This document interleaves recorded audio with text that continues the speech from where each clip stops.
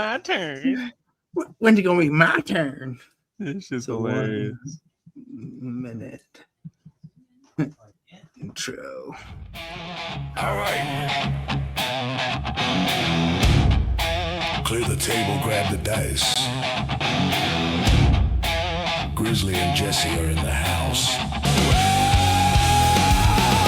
Welcome to Rolling Recklessly, where the battle lines meet the sky. May your cribs be high, may your pain never dry, and your rolls be ever reckless. All right, guys, welcome to Rolling Recklessly, the Warhammer podcast where battle plans are leaked, battle tactics are debated, and every roll tells a story.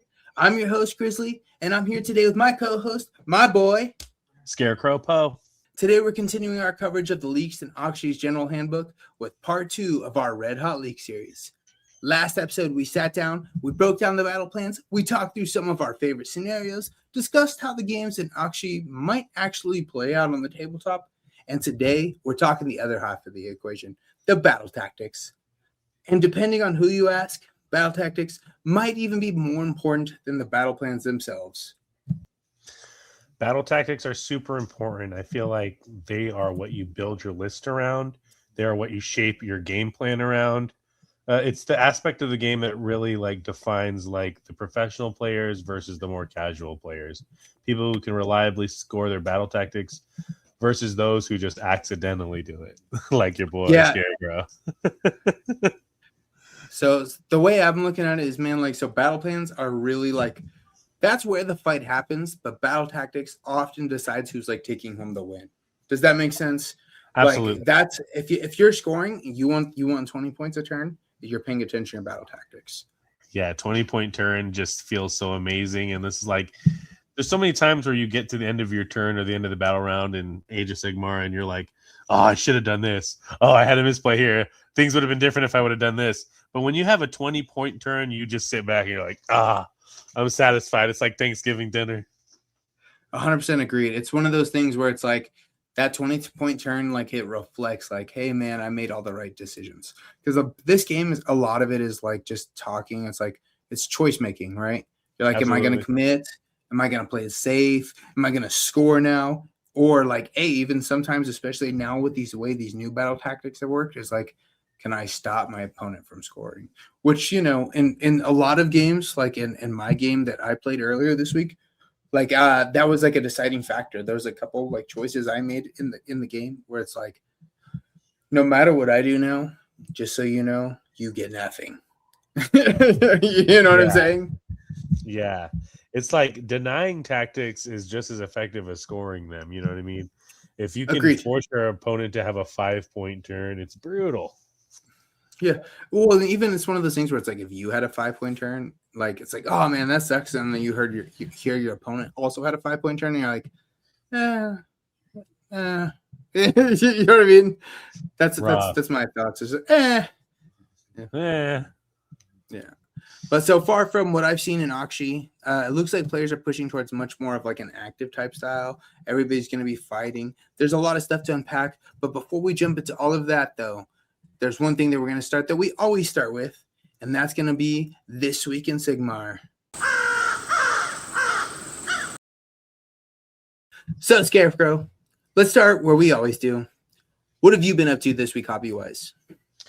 Not too much as far as hobbying goes, that you would expect. I've reached a point where I've gotten everything built, which is crazy to even think and imagine. But I have literally almost everything built that I have purchased Age of Sigmar related.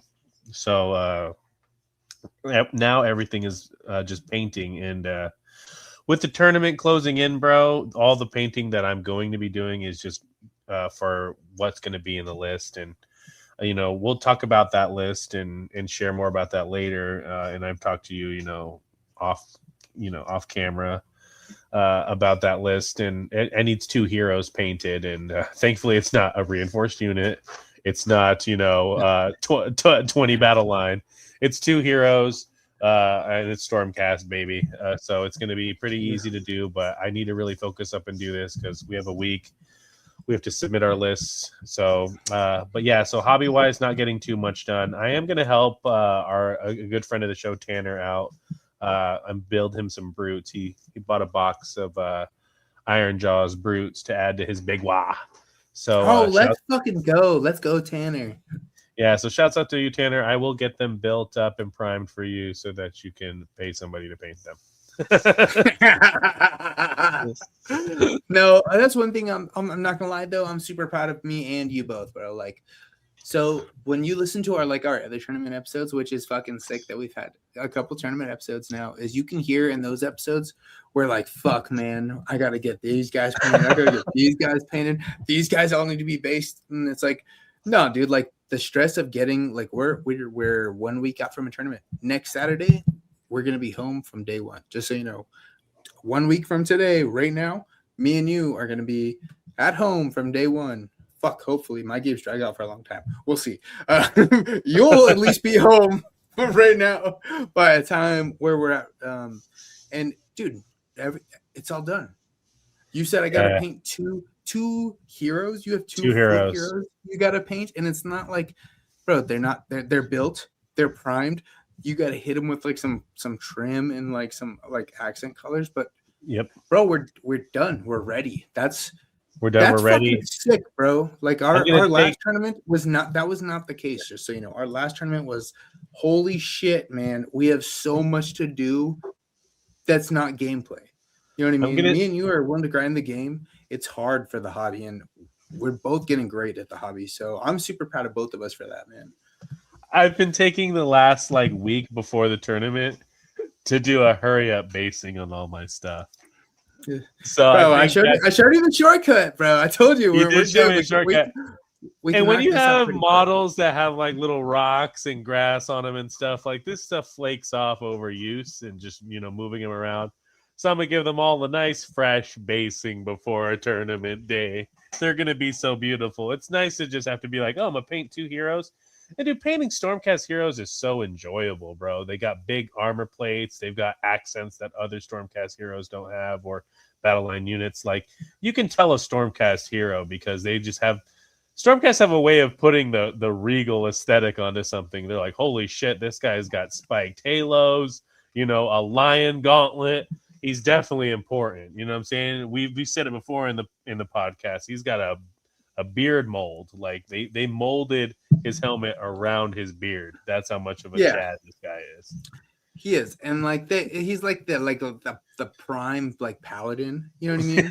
Whenever you're playing any fucking game a D&D or any game where it's a fantasy game where you can pick a class, it's the Stormcast or the elite paladins. For sure, you know what I mean? For sure. Super clean cut, super easy, and it's you've gotten your I can see your painting style, man. It's it's come through really cleanly now. So now I can see Jesse painted that one, Jesse painted that one. It's not oh, those are shit. I'll tell you, it's not that. It's hey, dude, no, I can see Jesse painted that one. I can see all your little home marks. You know what I mean? And it's sick, especially with your Stormcast. I've gotten a lot of love now for Stormcast. And I think it's 100% because you're my boy. I play Stormcast all the time. I'm cheering always for Stormcast. For sure. And now I do I'm looking at the little niche things at them before I was not looking at, and I know a lot of people aren't looking at. It's probably how a lot of people feel about the Space Marines. You know what I mean? Yeah. I feel that for Stormcast. Yeah. And that's 100% because of you. And it's you've developed this niche little style. It looks good. I like it. Yeah, I like to really accent the red, white, and blue. If you notice, I'm putting red, white, and blue on all of my models. It's just whether that accent color is going to be gold or silver. But I like to, give them that regal look. The Retributor gold from Citadel. I wish the pots were better. You wish the pots were better. We all wish the pots were better. But that anybody that uses gold, Citadel paint, yeah. That Retributor gold, I've used it. And I've used other golds. I've used Balthazar. I've used Greedy gold. I've used all kinds of different golds, Army Painter golds. But every time I use the Retributor gold, people tell me they like that gold. They're like, oh, I like the gold on these Stormcasts. And I'm like, yeah. The gold on Krondis's collar and forearm bracers, people always tell me like, "Oh, that's a great gold." I'm like, it's literally just Retributor gold, like, but you just apply it really thin because it's kind of like thick, you know what I mean? So you have to really thin it out, put a couple of really thin layers on. It looks good, and then a brown wash, bro. Any brown wash or null oil, it just makes armor look so sexy. You know, I'll give you that as like you just do like a basic gold. You do the lead belcher gray, right, for a lot of your stuff. Yeah, And then you do what's the blue you do? You do the blueberry one, the ultramarine one. What is it? No, I use it's called Cantor blue. So Yeah, the blue I love the blue you use. I use Pops Mephiston really nice. Red, and these are all Citadel. That's the sword you said, right? You're like, hey, look at that sword handle. Yeah, that's that Mephiston Red. Yeah, I love it, bro. And it's I know you kind of clown on it a little bit. You're like, oh, it's nothing, but it's like, no, bro, your shit's looking clean. Everything's looking nice. I'm enjoying it, and obviously, you know, you get a lot of compliments on it. And I look at this guy, and I'm like, dude, and like, so now I can actually jump into that's the end of your hobby. You didn't really do like too much. You just, I mean, we gotta get if you knock those two out. Yeah, you gotta clean up some basing. Yeah, bro, you're fucking done. That's sick. That's so sick. Let's go. We're so prepared, bro. Like, at least in our main armies, we can just go to the war chest, put the models in the case, and play them now. It's no more like, oh, this thing is almost ready.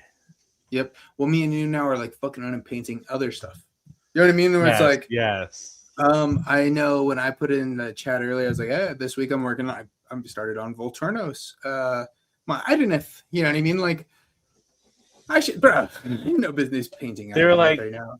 You know? They're like, where did Ideneth come from? I think is what Blake said in the Discord, and I was just like, yeah, it's funny because I forget. Like, you almost went that way instead of like Seraphon because.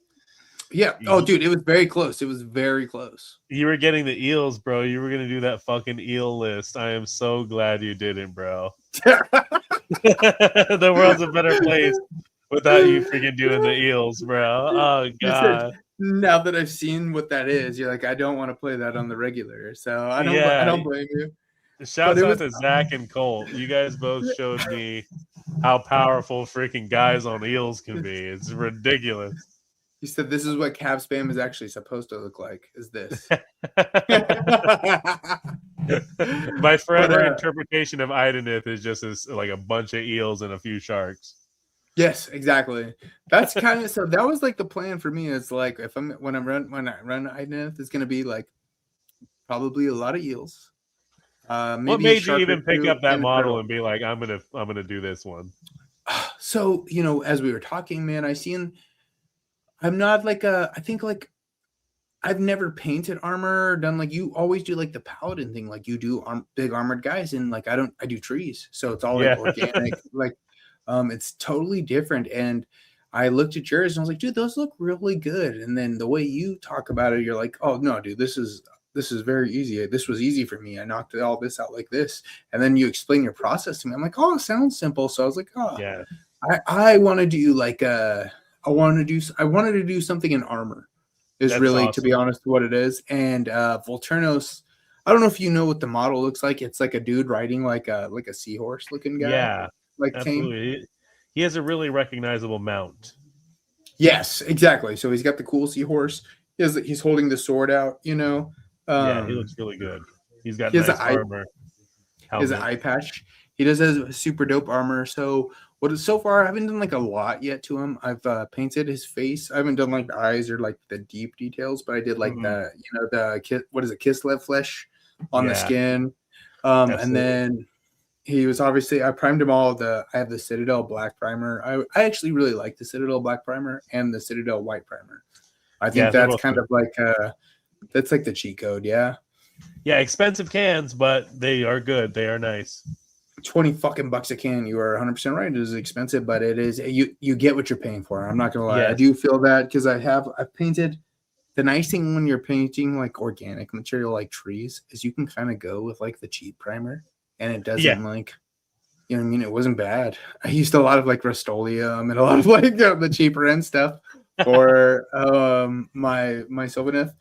I will say you can tell a difference when I used the Xandri dust, the Citadel Xandri dust. That is a nice one. Man, I'm not gonna lie. I can see the difference in those Sylvaneth, the ones that I did use. Yeah, And it does look good, but I'll be honest, bro. Like, I know what I did, so like I can see it.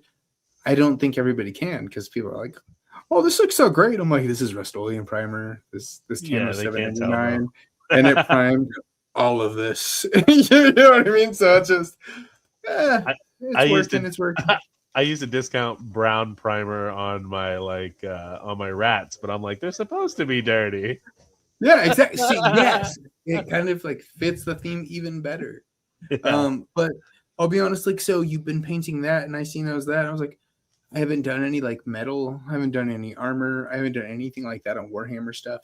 yeah, And I'm not gonna lie, bro. Like, you kind of hyped me up the last few times you talked about my painting, so I was like, oh, I want to try. I do. I want to try something different. yes, I didn't want something that was 100% organic, and so I was like, I need to try something armor. I did do the Seraphon. The Seraphon have the cool gold armor, which I yeah, do, but it's more like cufflinks. Like, remember how you were talking about like your Krondys and your Karazai? How it's like yeah, they actually remind me a lot of painting Seraphon. It's like dragon scales, you know what I mean, like dinosaur lizard mhm, skin, and then like a couple like cuffs. You know what I yeah, mean? Like maybe a sick fucking gold chain. You know what I mean? They yeah. got But that. you're not gonna have a Curace Greaves helmet like the full shebang. Agreed, 100%. That's exactly. And Volturnos, I think he's a good sized model. Mine's already built. He's already primed, so it was pretty easy. I do want to. I really want him to look nice. You know what I mean? He is the king of the Ideneth. I don't know how like well versed you are in the lore of the Ideneth, but he is like he's the king of all the Okay, Ideneth. He is the first one. He's the one that like took the lantern from Teclis and fled. okay, and fled So with it, right? he's like the first generation of Ideneth, and like in Ideneth lore, their generation actually is like it like means something. You know what I mean? Because they were like technically like flawed. That's why Teclis was going to kill them. Yada yada yada. Right. There's a lot of nonsense, but he's like one of the first. He's one of the first ones that were made, and it's in a game like Age of Sigmar where like, man, lore means something, especially when Absolutely. as we're looking through and we're like playing this new season out, this new Aqshy stuff. If you look at those battle plans, like, dude, the world's gonna blow up. That's all. That was all true. Look at the battle plans. Look at Oh, the narration. It's, dude, oh, half the what did we talk about in the last battle plans? The last episode, half the fucking maps, like the objectives disappear. Why? Oh, because they caught fire. What? You're like, yeah, this is all on fire. You're like, what? So everybody in this section takes D3. You were talking in the Blighted Wilds. We were like, I will foreshadow a little bit into that, but you're into the right Blighted though. Wilds, what you were talking about is like, hey, this is going away. Like, they're Yeah, blowing you're up. absolutely They're right. blowing up the You're world, right. bro. And it's just It's showing but that the Dawnbringers is failing, and that all of the realms are being corrupted, and there's going to be some kind of big explosion of chaos. I feel like Slaanesh may have it, like with the book coming out, that Slaanesh might have something to do with it too. But you're absolutely right. I feel like it will all combine into one world. It feels looming like that, bro. But yeah, it's funny that you're thinking about that as you're painting your Volturnos. yeah, no, I'm thinking of all this stuff, so it's like, and it is one of those things where as I'm painting my Volturnos, it's like, I haven't done any armor. I haven't done any of this kind of stuff. So it's like I really wanted to try that. I did all his armor, like it's like a really dark blue. It's the common like contrast dark blue. I did it Okay. over the black primer, and I did it over all the armor. I did the Kislev flesh on the face. And then I did like a light blue here. And what I want to do is I'm going to take some of my lead belcher and I'm going to mix it with some of like the lighter blue. I have that like not Briar Witch Queen, but the other like light blue. I'm going to mix it with the lead belcher, and I want to do that for like the highlights over like all like the lines. You know what I mean? Yeah, So absolutely. Give it that makes sheen. everything pop. So I want it to be like a light blue, silvery kind of color for like That's his cool. armor. And then I'll be honest, for the mount, I haven't like thought of like a really good like color scheme yet. I think it's gonna be one of those things like as I paint him, I'm very like lucky, bro. I have a lot of paint and a lot of like options of like how I want to paint things, and it's to the point where I want it to look nice. You know what I mean? So I'm not just gonna throw any color on there and be like, well, I don't know if you've seen like certain models that people have, and you're like, all of your stuff is moot green, this color blue, and orange, this color orange. You know what I mean? And it's like, I can see that like that's the 3 paints you had access to because your whole everything is that. Right. Absolutely. I don't like. I'm very like fortunate to not be in that situation. And I want everything to look nice, and I want the colors to contrast well against each other. I don't want everything to match. You know what I mean? For sure. I don't want my. Think about it, like Volturnus is on a seahorse. What color is a seahorse when you close your eyes and imagine it? Like it could be any color, like an octopus. Exactly, 100%. I'm looking at it as like, so I like the way I have the dark blue with the armor, and I would like a light blue contrast over it. I think maybe like some kind of blue on the seahorse and orange, but I'll be honest, I'm not too sure, but I'm pretty open to it. I really like how everything is coming out, though. It's crazy. It's crazy that you don't have to work on trees at all. Dude, I'm not gonna lie, bro. It's super nice, like not having a deadline. All my stuff, dude. It's all good to go. Everything is ready. It's good to grow. It is. It's good to grow.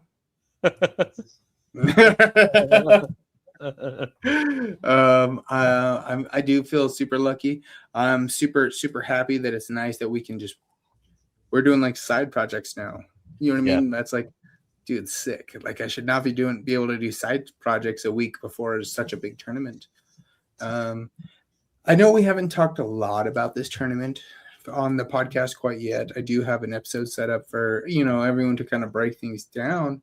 But me and you, man, we've put a lot of time and a lot of work into this, and I know we want to show out well. I want to show out well. Mm-hmm. I want you to show out well. Like I do want us to come out well. But it is nice that we can kind of like have some fuck around time, this close to it. So we've talked our hobby though. Now let's go ahead and start breaking down some games, man. Me and you both got a couple games in this week. For sure. You with your Sigmar fever, bro. I have Sigmar fever. I love it, my guy. I love it, bro. You're getting 3-4 games in like a week at minimum. You're playing more games. There's weeks where you have more games than some people will play all year. Man, I mean, I'm definitely feeling it, bro, because I'm trying to get better. I'm trying to like learn my army to where like I am just like a robot with it. But I'm in a bunch of different things. I'm in a Path to Glory league. I play a lot of casual games, and then we do this podcast, so it's just so easy now to get a game going. I don't know, because we're working. Everybody, just so you know, we're working. We are working. Everybody ask what we're doing. Like, dude, you're over there playing with your toys and painting models. Like, no, fuck you, bitch. I'm working. It's just crazy because shops are regularly open till midnight now. That is insane. You guys are enablers. That's what I think people call them, as enablers. Yeah, dude, and it's like it's a hot desert out there, so nobody wants to be outside even for like more than 2 seconds. So it's like it's just great to just be inside and playing with our friends in this arbitrary game that we just learned. And it's crazy that we're so learned in it now. We're going into this GHB like seasoned competitors, bro. I'm not saying we're good, but we're competitive players. Yeah.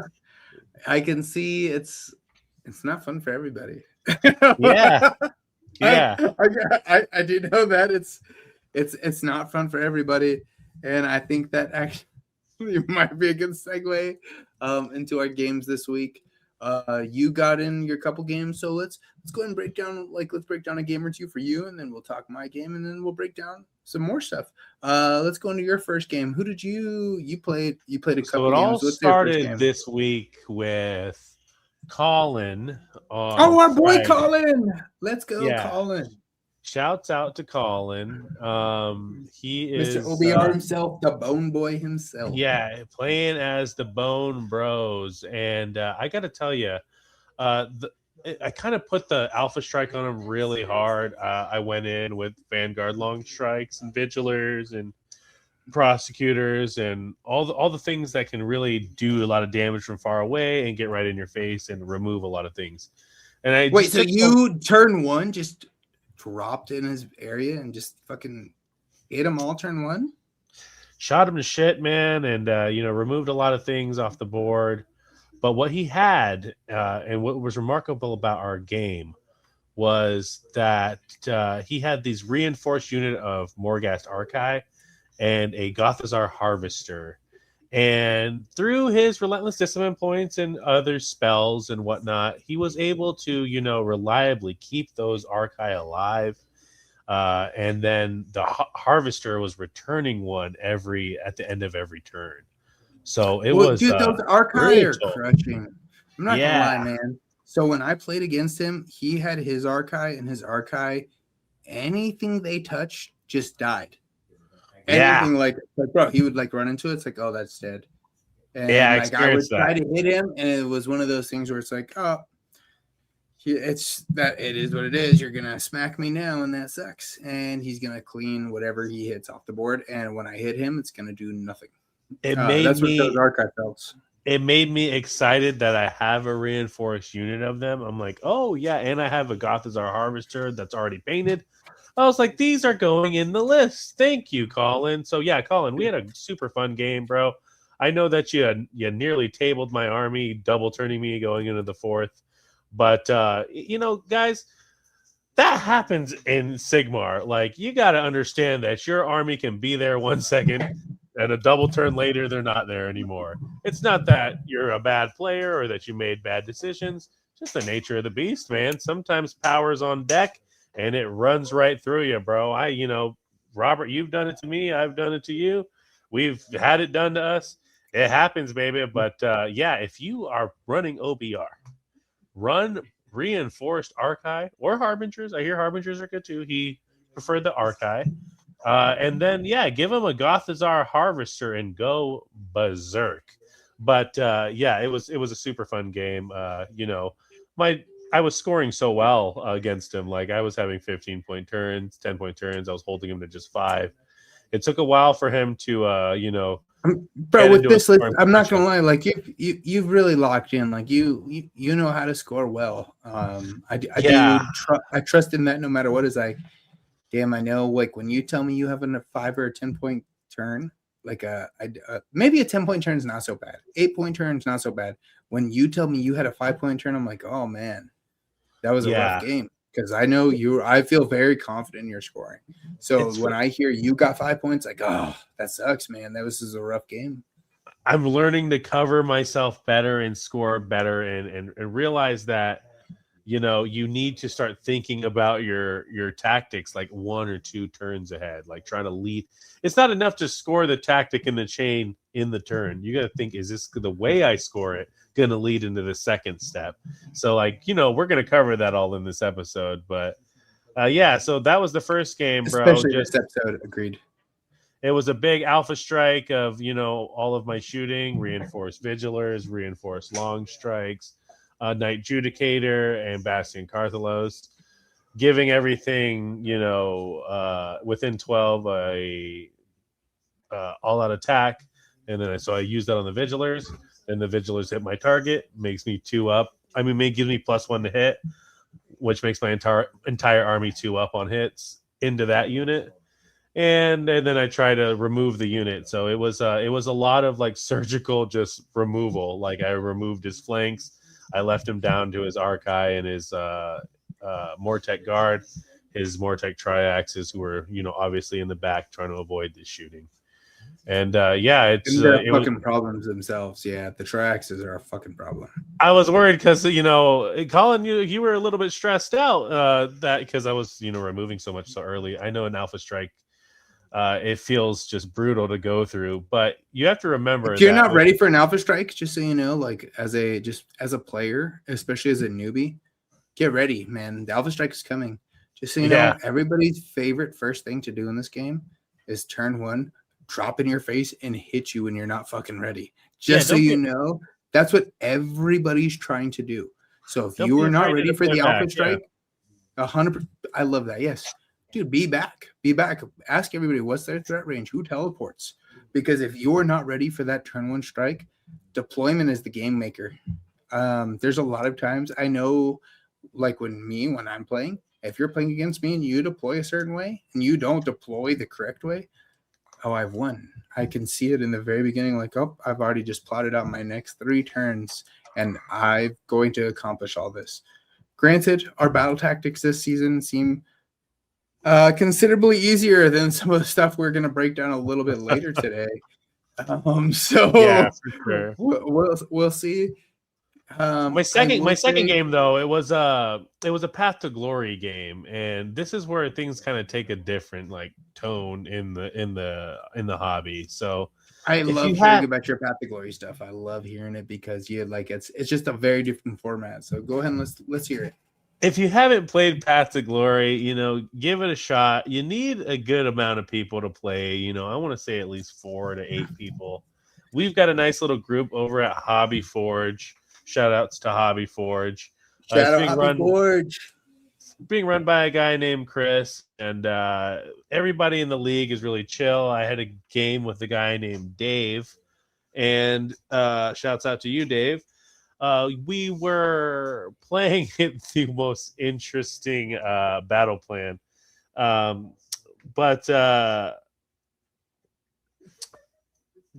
how the battle plan worked was, oh man, and forgive me, Dave, for not remembering what the battle plan's name was, but how it worked is we had a northern and southern territory, split right down the long fucking middle.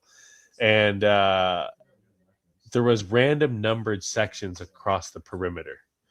And at the end of every turn, we had to roll a d6, and its number would correlate to those sections, and everything in those sections would just explode and die right there. And so you're just blowing up the segments of the map? Yes. So like if the edge of the map was cut up into 8 squares, at random 2 of those squares explode every turn. At the end of every battle round. At the end of every battle round, rather. And so, obviously, you don't want to be there, right? However, we had to set up terrain in each of these sections, and you have to cleanse the terrain by being there at the end of your turn and rolling a 3 up. So, it was not even a gimme to be there. So, we both deploy out, and you know me, I've got 2 drops. I mean, I've got 1 drop because Path to Glory, it's the points ascend. So at this point in the Path to Glory, the 3rd or 4th game in, our armies are about 1,200 to 1,300 points. I think I was coming in at 1,290 and he was coming in at 1,270. And okay. I was able to put all of that into 1 drop still. So I'm like very much still in Alpha Strike, even in this. So you're going turn 1, and then you're gonna pop in their face, yeah. And then I fly in with my prosecutors, and it's hilarious. So he's like 2 drops, and I'm 1 drop. I go first. No, I'm sorry. I make him go first. So wait, you elected for him to go first? I let him go first because I wanted to see what terrains he was going to go to cleanse. Who is this? So, this is not the Scarecrow I play with. Who the fuck is this guy? And so I was like, okay. Once he moves all his stuff in position, I will go the other way with all my forces and just send in 1 prosecutor unit to keep them busy. Let's go. Okay. So, and how did this game? So the first turn is pretty boring. Like he moves in a position, he cleanses a target, he gets 1 cleanse point, right? And that's victory points. Every time you cleanse the terrain, it's victory points.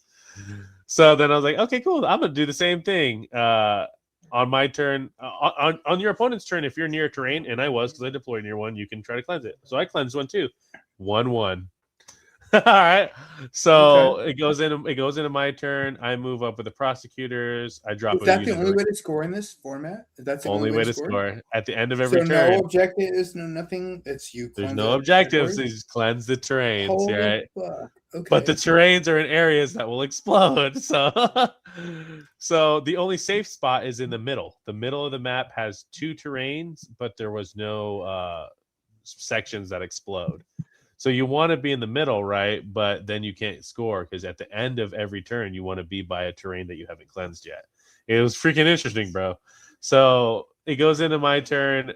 I get the super prayer off for the prosecutors. I give them +1 to attacks. I give them best day ever. I give them fucking +1. I give them everything, right? Allahu Akbar! I'm about to send them in, right? They fail their charge, bro. 3d6. They can't make like No! a 9-inch charge. They can't make the 3d6 Box charge. cutters weren't enough this time, huh? There wasn't enough, bro. So they're just like left, if when you fail with prosecutors, you're just left hanging out there. So I was like, oh, that fucking sucks. So I had no choice. I was like, I don't want him to kill my prosecutor. So with the reclusions that I dropped by, they made the 9-inch charge on just a natty roll. That shit pissed me off. I was like, wow. Damn, you missed the reroll of the 3d6 missed? Yep, and then the reclusions, like, they make the 9-inch charge. Pissed me off, dude. I was like, this is bullshit. But anyway, so that was just sacrificing those reclusions to keep the prosecutors alive. They died. But What'd you run them into? I ran him into Reinforced, Crypt Guard, and fucking what are the guys on, like, I don't know what their cavalry's called. Yeah, and the Cavalry Stealth Riders. No. This was Feck. He was Feck. Oh no, I don't know. Yeah, their cavalry. Yeah, their cavalry is weird. It looked like it was like a weird like Morbeg Knights. Morbeg Knights. Yeah, that's exactly what they were. So reinforced Morbeg Knights against MSU reclusion, and they reinforced Sigmar. And then he countercharged the freaking the Crypt Guard in. I don't know if he thought that the Morbeg Knights wouldn't get the job done, but with all of that, they killed that reclusion unit, and I was like, oh man, they killed them. Yeah, that reclusion unit just died. It's only 3. It's an MSU, but I was like, oh man, I feel like I shouldn't have charged them in, but I had to try to keep the prosecutors alive. So them, yeah. So it goes. We roll off. I get the roll, and I double turn him. And when you double turn in Path to Glory, your opponent rolls 5 dice, and every 5 up, they steal a CP from your CP pool. And he stole 2. So I went into the second turn with 2 CP. Okay. But okay. I'm like, okay, but I'm in position here. I roll on my hero phase the natural 6 up for blast weapons, and I give the other prosecutor unit plus weapons. I give them the +1 wound and +1 to save. I give them the +1 attacks, and I'm like, okay, let's try this prosecutor bomb again. Let's go. This time I send it in. I pop one of his heroes. I pop like a whole unit of Crypt Guard by splitting the attacks. And that's when shit got amazing. When I threw my javelins into the Morbeg Knights, I killed a bunch of them just because I was spiking the D3 damage and spiking. Yeah, what is it? It's 3s and 3s. It was 7. It was 7 shots, and I spiked I think I got 4 of them through, bro. And then they did D3 each, and 3 of them were 3. Yeah. So I did just like a bunch of damage just throwing the javelins, bro. So it was nice, but he was able to rally them back, and those Morbeg Knights, they were clearing things out. They were going crazy. But I did get the prosecutor bomb off. We kept in the end of our turns rolling and getting more terrain features, right? Every once in a while, he would fail one or I would fail one.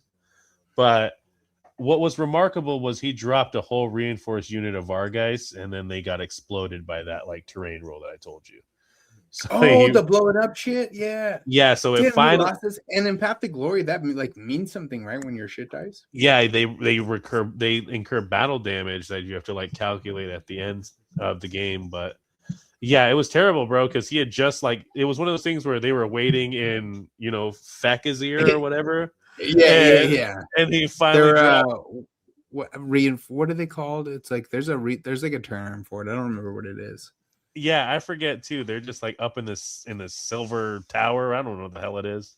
It's like that, Well, You the know how Silver like Tower is like specifically for slaves. You yeah, have Azir. and we have There's Azir. a term for it. Yeah, I forget what it is, but it's like when It's their reserve, right? you're reserve. That's it. That's 100% what it is. It You're just in sucks reserve. because right, he finally dropped them, and then they were about to get active, and then they got blown up by this rule just because he rolled the number that they were in the terrain next to. And yeah, that was pretty feels bad for him. And I was like, yeah, this battle plan is horrible. Like, I do not want that to happen to me. And so, after about 4 hours gameplay, like we were both at like 6 terrain, and we were like, okay, at this point, we're both gonna get 170 more points towards our army and 12 like RP for our like heroes. So we're pretty cool with just calling it here. So we ended up just calling it a draw. But it was fun. It was a crazy battle plan. I don't ever want to do it again. Well, in Path to Glory, you could like secede, right? Like everybody can retreat. Like, hey, you retreat, I retreat. Yeah, like just end the game. Absolutely. That's the nice thing because there's the narrative to it, bro. That's I think was pretty dope about Path to Glory. Yeah, because it's telling a story, and then it's evolving, and then you have your character, and your character's leveling up RPG style. Your units are leveling up RPG style, and then like I remember even before I went to go play the game, I just I went on my laptop and updated my war scroll for my created hero, and it's just fun. Yours is sick. I like it. Your fucking hero. Actually, let's break down your hero. Your hero is wild. Yeah, because he's cool because he heals himself and 2 other units D3 at the end of any turn. He's I give him the artifact to strike first, this Quicksilver draft, and I give him relentless tenacity. Hold on. So before anyone like before we break that down, like for anyone who doesn't know, like in Path to Glory, you make like your own custom hero, right? It's like a narrative, and absolutely you make your own custom hero. And as you achieve accomplishments and play the game, you accrue like buffs. Yes, absolutely. I haven't done any Path to Glory stuff. I've only done like a narrative campaign, and it was very similar. But do you want to walk us through that? Yeah, sure, bro. So like in Path to Glory, you create a hero. That hero is determined by the amount of for Stormcast, it's points that you use as an apotheosis to create your character, and this is in the back of your battle tome. But yeah, we all did this for this Path to Glory, and we've been seeing these heroes evolve. And my hero is almost to the maximum level, and it really feels good when you get to that point. So you're like, oh, okay, now my hero's maximum level. Now I can start just focusing on building my army around him. It's a lot of fun. It takes a lot of work and a lot of studying, and it can be a little bit confusing and agitating, like dealing with all the rules. But if you get a chance, guys, try Path to Glory. Even if you're messing up how you're playing it, it's okay. It doesn't mean anything. It's just a funny narrative thing. You got to try those battle plans. It's just like the last time I did it was kickball. This time it was the floor becomes friggin' lava. So it's just funny. I love that. so it's just funny. It's just a funny way to play Sigmar. If you've been playing a lot of competitive, if you've been playing really grindy casual games, go play yourself in Path to Glory. It's gonna be fun, bro. But my last game of the week, dude, I did it with Tanner. I told him, I was like, hey, just so you know, this list is the one that I'm thinking about submitting for the tournament coming up. I just need to play test it out, bro. And he was ready to call it by the end of battle round 3. He was like, yeah, I think you got this, because I just, like you said, you can make it so where somebody can't score. You know what I mean? So he does the thing where it's the treasures. So that's the one he loves to do. And then the other one is wrathful cycles, right? So you have to control more than me.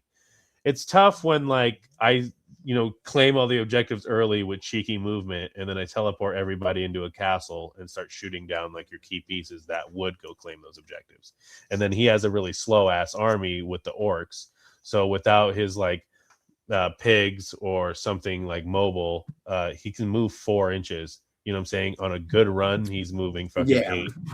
So it takes him a while to get to my board. The battle plan was creeping corruption, so it was 6 objectives spread out real wide. when you've played him, when he deploys his army, it's this huge line of orcs, right? Like it's an impenetrable line of orcs. And he's really paranoid about my deep strike now and really measures out the 9 inches now. So I'm glad that we put that in his head. But you can't stop me from getting where I need to be to shoot you. And I'm glad with the new GHB that we're going to talk about here in a little bit that we turn off fucking obscuring is gonna like kind of take a hit, and that is gonna open up more shooting lanes. Because I think shooting in Age of Sigmar is important. I don't want it to become 40k, but I feel like if you can build your list around shooting, you should be allowed to. And Stormcast, like you said in the past, are a toolbox army. I've built this toolbox to like deliver in the air. And after removing some key units. And so, without giving too much away right now, I'm making it so that things are reliably hitting on 2s all the time. And then if I'm giving you my finest hour, then I'm wounding on 2s. So a lot of the times when I'm executing my plan, I'm going 2s into 2s with some kind of... Into all your key stuff, yeah. Yeah, so it feels like I'm only ever like missing 2 or 3, because I'm only pulling 1s.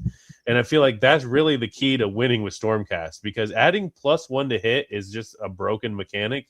And there's so many ways to do it with Stormcast. I ran the synchronized strikes, or the lightning echelon battle formation. It's where a warrior chamber unit is within 12 inches of a non-warrior chamber unit. They'll have +1 to hit. And I was dropping all of my warrior chamber units right in front of the Vanguard long strikes.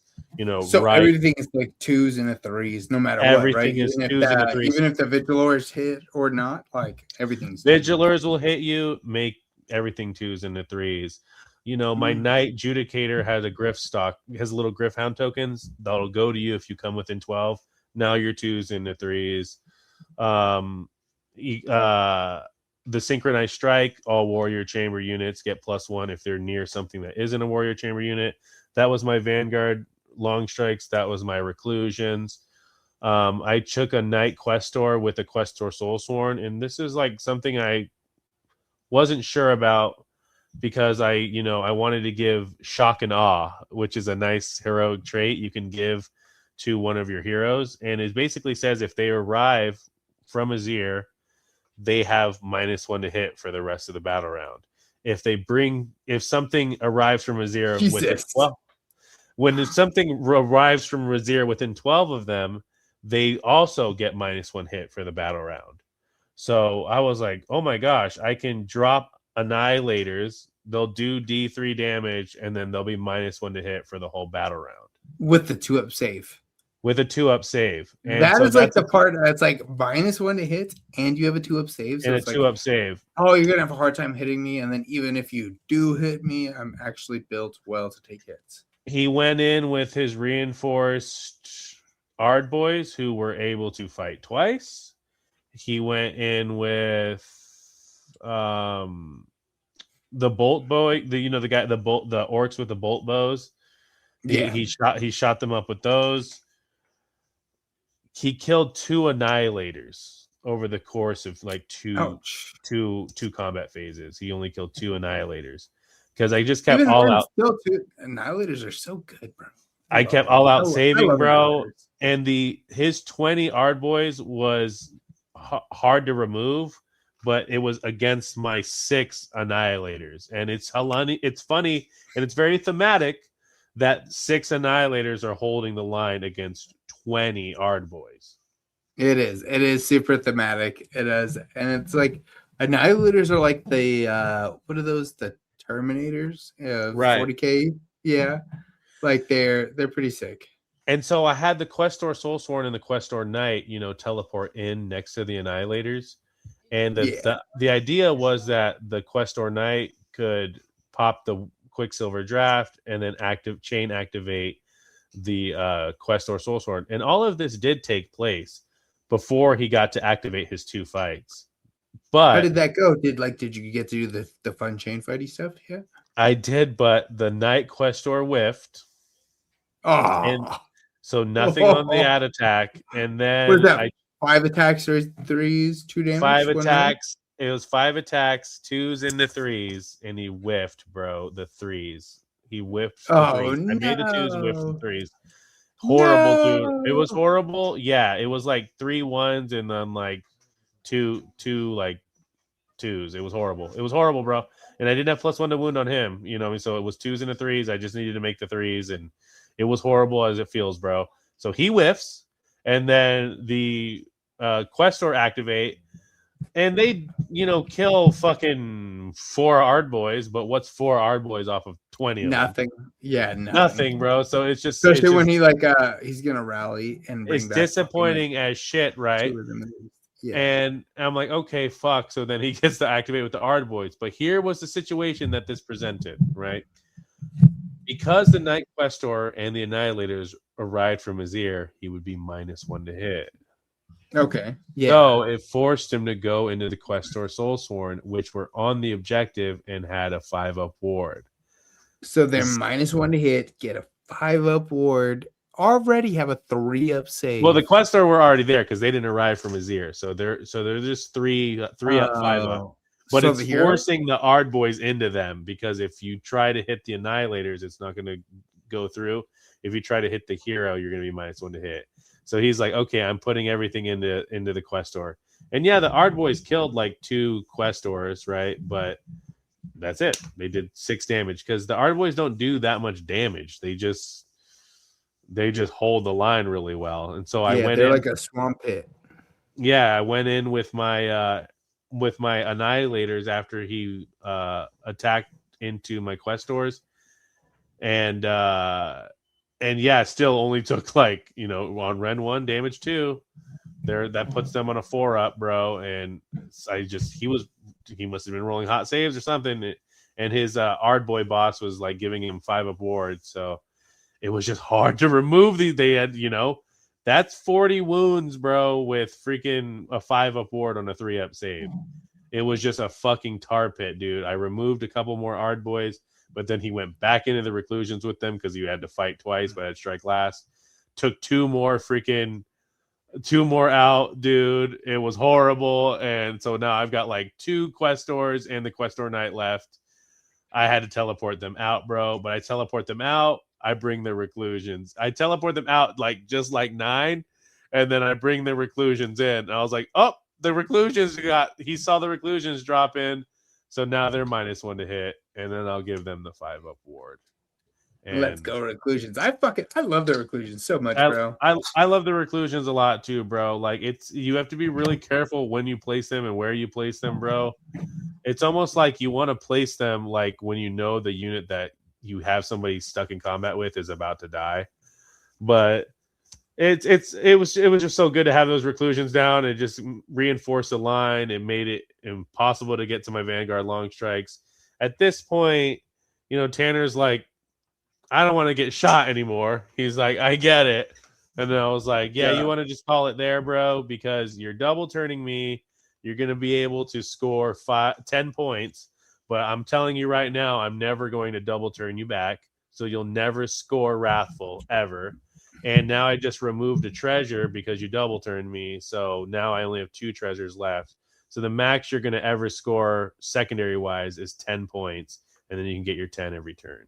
And then he's like, yeah, I'm done. And that's if you're being generous and giving him all you score every tactic that you can score. Yeah, you know that's you scoring every primary. And that was the one where you had to control pairs. So controlling primary was going to be a biatch because I would shoot you if you come anywhere near one of the green pairs. So that was being so on worst case scenario, he's scoring 5 points every turn and never getting a treasure. So it's like you're capping out the rest of the game with 10 more points. That's not fun to play against. I told him the list was like super competitive, so I'm happy it did what it did. It definitely made a case for bringing the Night Questor, if for anything, just to be the guy who holds the like shock and awe heroic trait, because you know you have to like get it within that combat range. I'm sorry, within that range where they're going to be in combat, but be close enough to the Vanguard long strike to get the benefit of +1 to hit. It's tough, dude, but I tell you what, when you can make your whole army hit on 2s, it's freaking oppressive for the opponent, bro. It feels unfair, especially when they're bro. You're hitting on 2s. I'm hitting on twos like 90% of the game for my combat and my shooting, and then he's Dude, you're like your crappy guy has one rend. Yeah, and he's hitting on and poor the guy's hitting on fours. Now it's fives because of the shock and awe. So shock and awe is a great heroic trait. You know, it's so easy to just take relentless tenacity because you know nothing's better than standing up on a 3-up. I mean, but you got to think about everyone and not just yourself. I'm like, that's good for that hero, but what about everybody else? When's it gonna be my turn? You know, it's funny because normally I don't like. So a lot of armies have that. Sylvaneth has that. We can actually talk about that when we talk my game because I. Oh yeah, you got a game in, right? It's a good. I did. Well, how did your game finish? You crushed him basically. Yeah, you got called it, bro. You know, it was getting late, and you know, we saw where this was going. It was going towards a decisive Stormcast victory. That's one thing I think, like you said, is like we can transition to it. Is like in this game, like there's a certain point, and we got this also in my game where it's like, hey, just so you know, like no matter what, like this is how it's going to break down from this point forward, and we can just kind of talk it out from here. And if you want to keep playing this full game, like I'm pretty cool with it. But there's oftentimes like for me, I'm like, there's no point in me pressing this anymore. Like at most, I'm gonna do this, and that's if we're both being very generous. I'll play it out to the last roll with you out of respect, but like if it's something where like I've got a unit left, maybe two, and you've got your whole army left. What? Yeah, bro, point? I'm done. I'm not gonna play it like it's like I'll secede. Like you got it. Like I'll start it with a new game. You know, and it's it is like that. And I think I actually played. I played our boy Johnny. I'm excited because Johnny, he's a teammate. Fucking Team Reckless Proxy. I know. They're our team. We have we'll come up with a team name eventually. Yeah. Ben will. So. Ben's the captain. Ben, you are responsible for making sure this shit comes out solid. Team Rocket. Yeah. We're gonna be the X-Men, right? Yeah. I would love that, bro. Yeah. You got to work on your Wolverine. I'm gonna be like, "What up, bub?" And fucking knock all your models down with the claws out. Like, oh, sorry. It's gonna be a bitch to move all those dryads. I want to be Cyclops now. I want to be like, to me, my X-Men.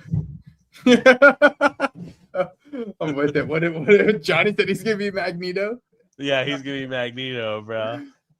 Fucking on Rogue. Yeah.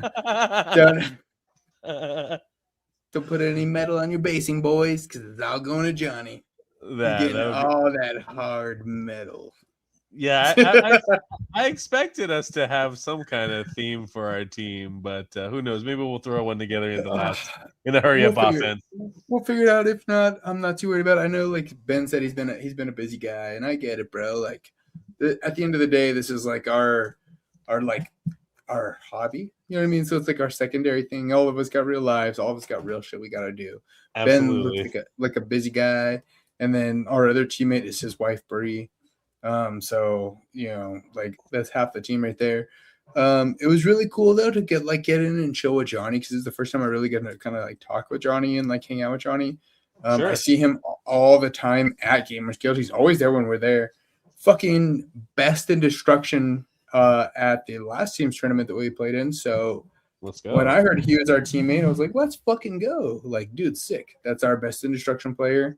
I know he's gotten in some games with Blake. He's kind of made his way through our little scene. So, he's obviously not a dipshit, so which is kind of nice. I played against him. He plays Iron Jaws, and his Iron Jaws are pretty dope. I thought it was Kruleboyz. Or Kruleboyz. My bad. Kruleboyz. You're 100% correct. I'm a dipshit. You're gonna insult his dirty tricks? Bro, it's all fucking they're orcs. Wow. I played 2 weeks of orcs. So that is crazy. It was 2 weeks of orcs. And I don't ever play. That was the only times I played destruction. So I played last week. I played Big Wah. This week I played Kruleboyz, and Kruleboyz, he's yeah. like, when we first met, we kind of like talk to each other, bullshit for a minute, and he's like, "Yeah, have you ever played like Kruleboyz?" And I was like, "Never. I played them in Spearhead, but that's it." And I know they do like sneaky shit. And he's like, "It's called Dirty Tricks." And I was like, "Okay, cool, yeah." Wow. It is really cool. So basically, every phase they can choose to apply a buff, and it goes off at first on a 2-up. But every time they try to use it, it increases that dice by 1, that roll by 1. So it's like, so say, hey, in the hero phase, you can do this buff on a 2-up. But if you do it, your next buff is going to be on a 3-up. And then if you do that buff, it's going to be on a 4-up. And then yada, yada, yada. He also has like ways to manipulate that. I think he does like this units by this unit gives, what is it, like +1 to his sneaky tricks roll or whatever. Jeez, okay, so it's a lot of shenanigans. Yeah, it is. It's a lot of nonsense. And then so the cool big thing is in combat phase. He can give, I think if you're in combat with 2 of his units, he can give out a strike last on whatever the sneaky tricks is. Wow. You know, so and fuck man, it's super impactful. He did kill my Kurnoth size with it, or swords with it. But so it was cool. I never like I said, never played Iron Jaws. We had a really good game. It was cool to, like I said, to like play with him and meet him. We first started. He told me he'd played Sylvaneth a lot of times, and you could see the way he moved. You kind of have an idea of what we do. Granted, we got our new book, so I know it's a lot different than what it's not 3rd edition Sylvaneth. It's not even beginning 4th edition Sylvaneth. So it's like, oh, I'm doing this and I'm doing this and I'm doing this. I also brought a different list than I've played in like over a month. Wow. The last time I played a different list really was at the teams tournament. My new tournament list for Green Banner is literally it's very much like a similar list. I just switched out one or two things. I run 2 Dryads now. Anybody who's played against me already, like, you kind of know what my list is. I've already played the same thing quite a bit. But this list, I got to play the Grove Guardian and the Warsong Revenant, which is, I mean, really cool. I don't ever get like priest. You know what I mean? I don't ever get priest. I don't ever do prayers. So it was really cool. No magic, but I did have 3 prayers. So I got to use the Grove Guardian. I think the Grove Guardian is really, really cool. Especially, I like my Grove Guardian. I've like put a lot of time, work, and effort. My Grove Guardian, in my opinion, looks beautiful. So, it's sick. I want to run all this. Especially, we'll see how it like plays against like the Soggy stuff. I also got to play the Warsong Revenant, because if you look at a lot of the Sylvaneth players, dude, all of them are running Warsong Revenant. All of them. Jeez. So it's one of those, when it's come in for me, it's just one of those, like, I don't get why everybody's running it. Is it a points thing?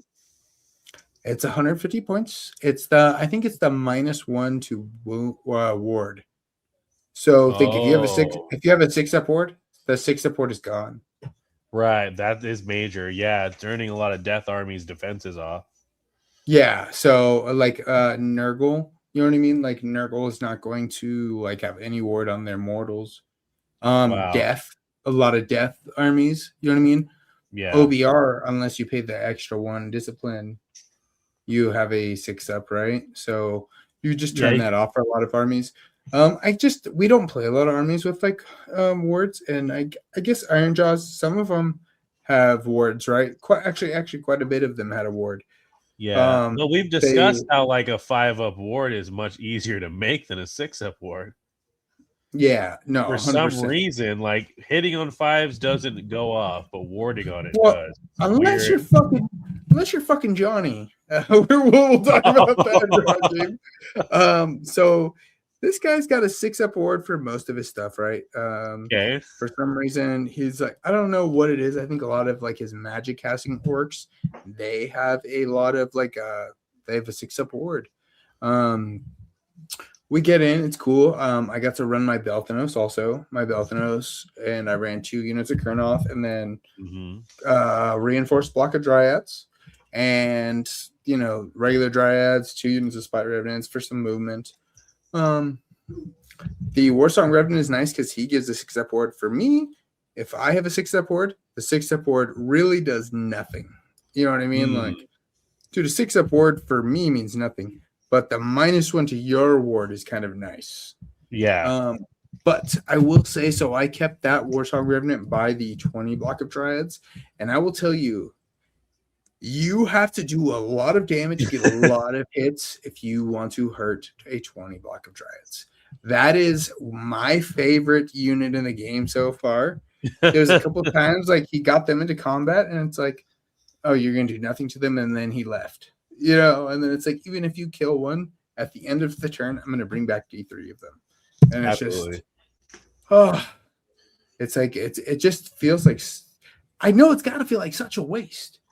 Because I think by the time we ended my game and at the rate I was healing everything, it's just like everything was such like a big like block, it was just really hard to hurt and really hard to damage. And a couple key points from our game is so he played all of his stuff out, spread it out. Iron Jaws or Kruleboyz. It's a lot of units on the board, so they screen pretty well, For sure, yeah. For me, I had the artifact, the teleport artifact, and I attached it to the Warsong Revenant, which I did some cheeky nonsense with later.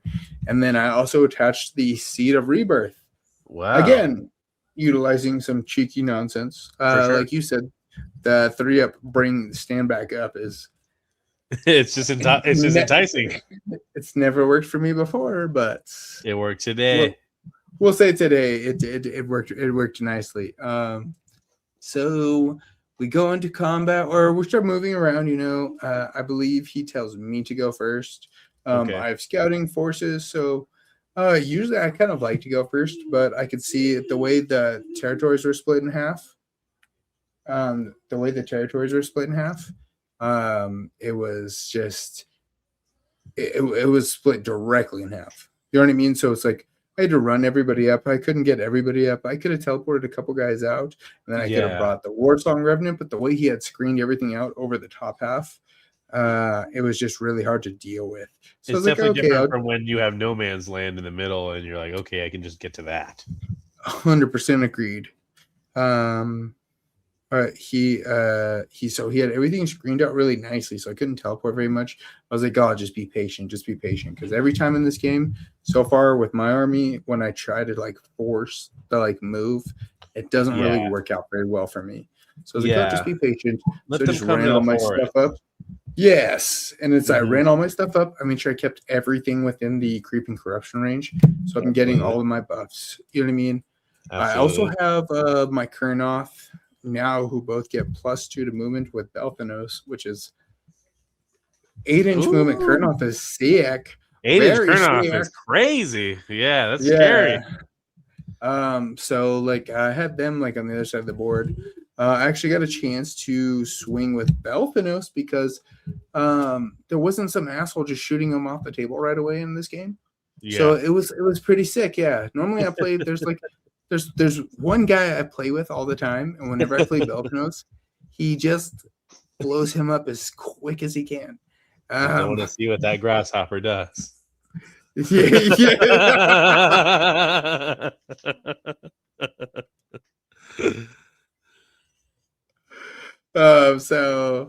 But I had Belthanos. I moved him up. I kind of pressed the board up because pressed all the Dryads forward. So he tries to press towards the middle. We were playing the six objectives, which I mean, prefer for me. I play like a mob. You know what I mean? So yeah, it's kind of nice. Objectives works out for you. Spread their forces out a little bit. 100% agreed.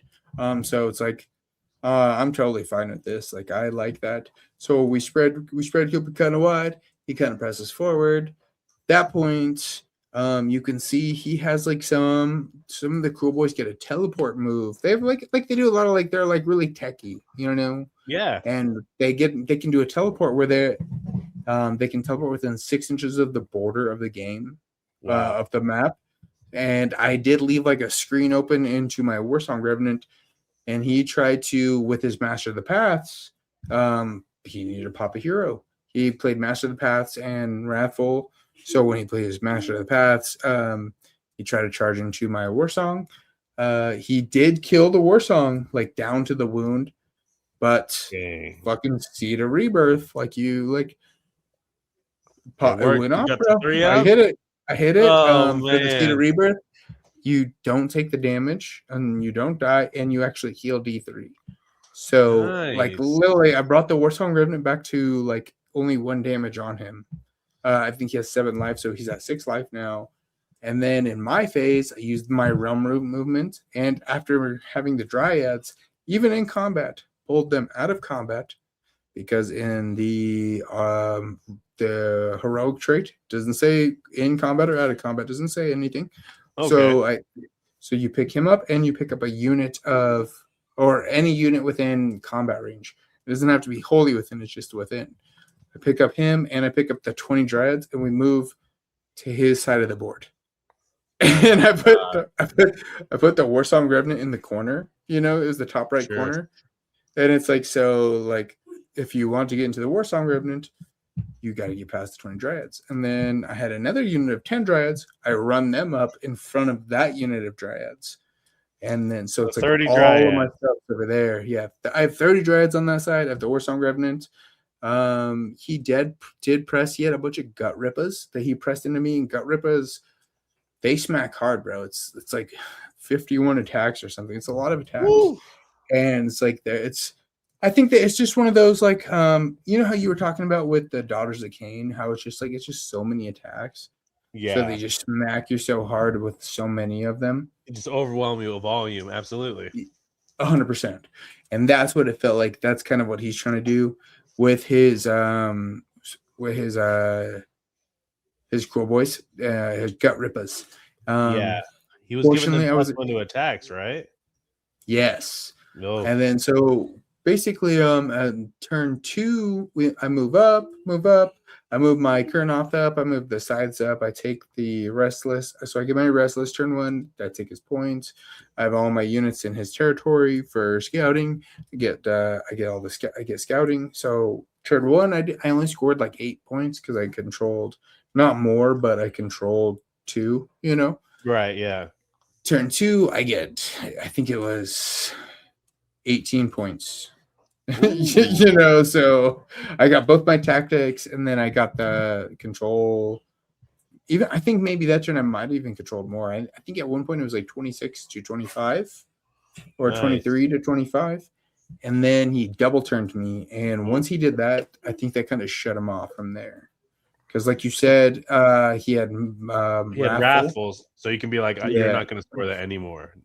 Yeah, and I did tell him that, and I was like, "Oh, just so you know." And I think if at that point when you're in a situation like that, you just gotta be, you can't be like swinging, like you got to make sure if you're gonna double turn at that point, you have to make sure you're like utilizing that double turn. Absolutely. You gotta like, bro, you better table them because for the rest of the game they're getting to 5 command points, which is like. For an army like Sylvaneth, man, you don't want to give them 5 command points. 5, yeah, absolutely. Yeah, and it's just like you're turning off your tactics, bro. That's major. You better be sure you have no way at all of scoring them no matter what. And if that's the case, then you are not probably playing your army very well. Yeah, no, it's just one of those like, oh, what are you doing? Yeah.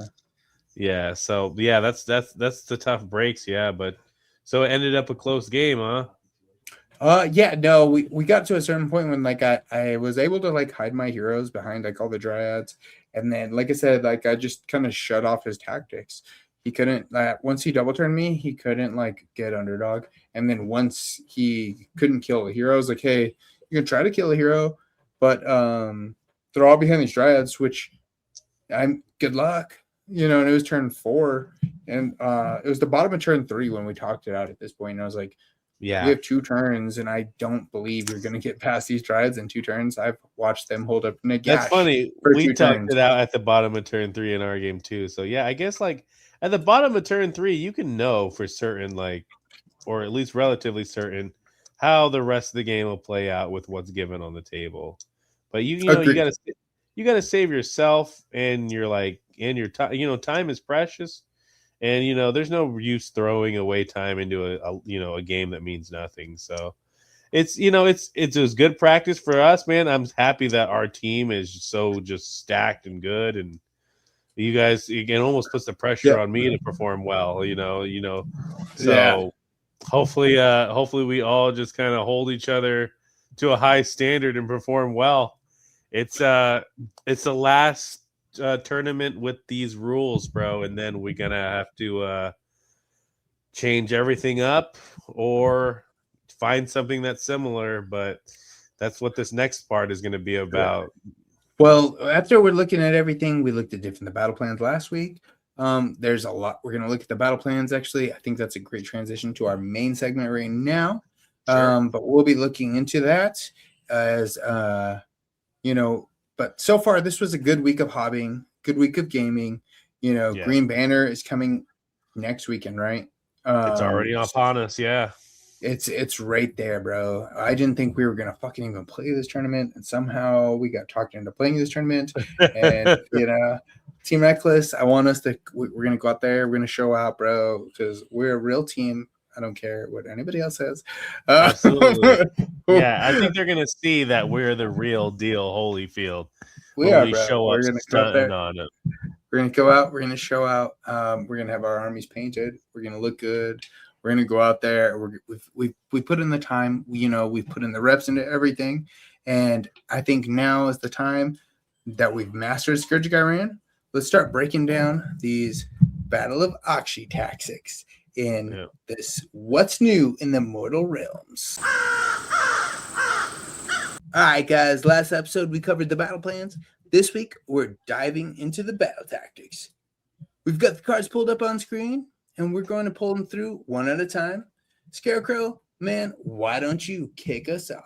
So let's talk about the first battle tactics card. It's, again, this is a rough English from French translation, but it's translating to Flaming Assault.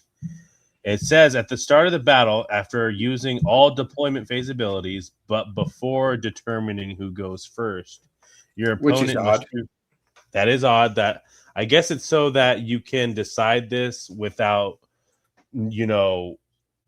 turn order being like your determining factor for what you're It's not influencing it. Correct. Yeah. So you would choose one piece of terrain other than a faction terrain in their territory, and it would be their lair. The lair cannot be removed during the battlefield during this turn. So you're like forcing them to have a castle around one of their terrain features. And this is how the scoring is going to break down. So step 1 is your unit has taken, an enemy unit has taken at least 1 damage in 3 different phases this turn. Now that's interesting. We've talked about this before. That's like doing damage in the hero, the shooting, then combat phase. So, that's already that's most armies. Yeah. That's most armies and what they're already going to be trying to do. You know what I'm saying? And you can use power through. That's doing it in the end phase. So there's ways to accomplish this. I could see this one being a popular one. People do, people who have a lot of spell casting, and I could see like or if you have like movement phase shenanigans, like the Gits, like Gloomspite Gits have like they have the chariot. They can. It gets like a free movement in the movement phase, and it deals D3 on over units it passes over. I want to say there's a couple different armies that do that. Yeah, you got to think like my Annihilators arriving from Azir and doing D3 in the movement phase. Like that's the way to accomplish that. So yeah, that's they drop from Azir, then go in, then do combat, then power through. Like that's a way for them for the Annihilators. So this is something that I could see a lot of armies could figure out a way to do. I could see the complexity of like needing to do it in 3 different phases, kind of turning somebody away immediately. But I think like once you really think about it, you're already really doing this a lot in the game. You're just not realizing it because it's not on a tactic card. So here it is on a tactic card. Here's a reason to do it. Try it. I mean, if you can do a damage in a phase, most people are trying to do that. You know what I'm saying? So I feel like this is a very doable step 1, even though it's worded strangely. Now, this is where the hideout stuff in the second step come into play. So the second one says you execute this battle tactic at the end of your turn if you control the enemy layer. So that terrain feature you chose during deployment phase, you have to control it after doing those 3 damage thingies. So that might be completely different, bro. We know that people love playing castles as much as they love playing Alpha Strikes, bro. If you're not an Alpha Strike, you're a castle. So it's like, if you tell somebody this is the objective I'm going to go after and they can't change the entire game, they're going to castle up around it. So that's where I feel like this might turn out to be a little bit harder for people to achieve. But again, a lot of people leave their home objective, right? They might leave a unit behind. They might leave like a single hero or like a small like throwaway battle line. Just something like minor holding the back line while, the bulk of their force advances forward. So if you have one of those armies, I know some people can teleport outside of 9 inches. Some people can teleport to the border edge. Some things like the new like Mortis Reapers, they can jump over a terrain to the other side. So this is a thing that I think people are still going to be able to accomplish, but it's definitely going to get trickier there, getting that second thing. Basically invading the place that you told them in the very beginning of the game that you're going to be trying to get to. Yeah. And this is your base. You got to go take their base. Yeah, and we talked about it earlier. Denying is just as effective as achieving. So like you're like, hey, you know what? I'm going to dedicate this whole game to you never getting to this hideout. So you will never get that second step of flaming assault.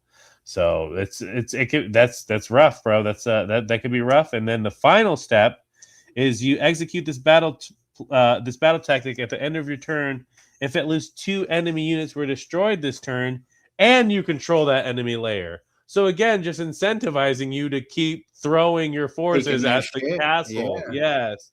So this battle tactic is forcing engagement for sure. So if maybe you are tired of playing cat and mouse, you were tired of chasing Skaven across the board, you know what I'm saying? You're tired of those trees striking and fading. You're like, I'm going to the other side of the board. Yeah, this fucking asshole.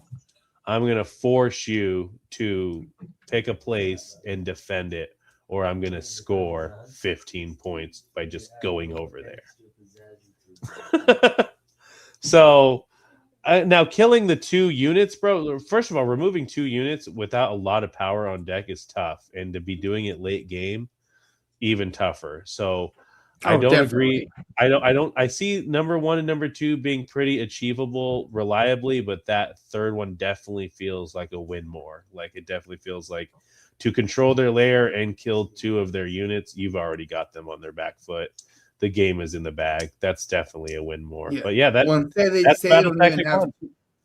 even have like that many units left. You know what I mean? Depending on like the army you're playing, they might not even have that. And for sure, yeah. And then it's like I don't know if you remember in Scourge Iran, man, a lot of those the third one was a win more. You know what I mean? I felt like 1 and 2 were achievable in most of them, or it was 2 and 3 were achievable in most of them, and you had to just make sure you could achieve that turn 1, which was kind of hard. You definitely like the 80-point turn during Scourge Iran was definitely like still like when you saw it, it was rare. Mostly people were getting like 60-point, 70-point games when they were scoring really well.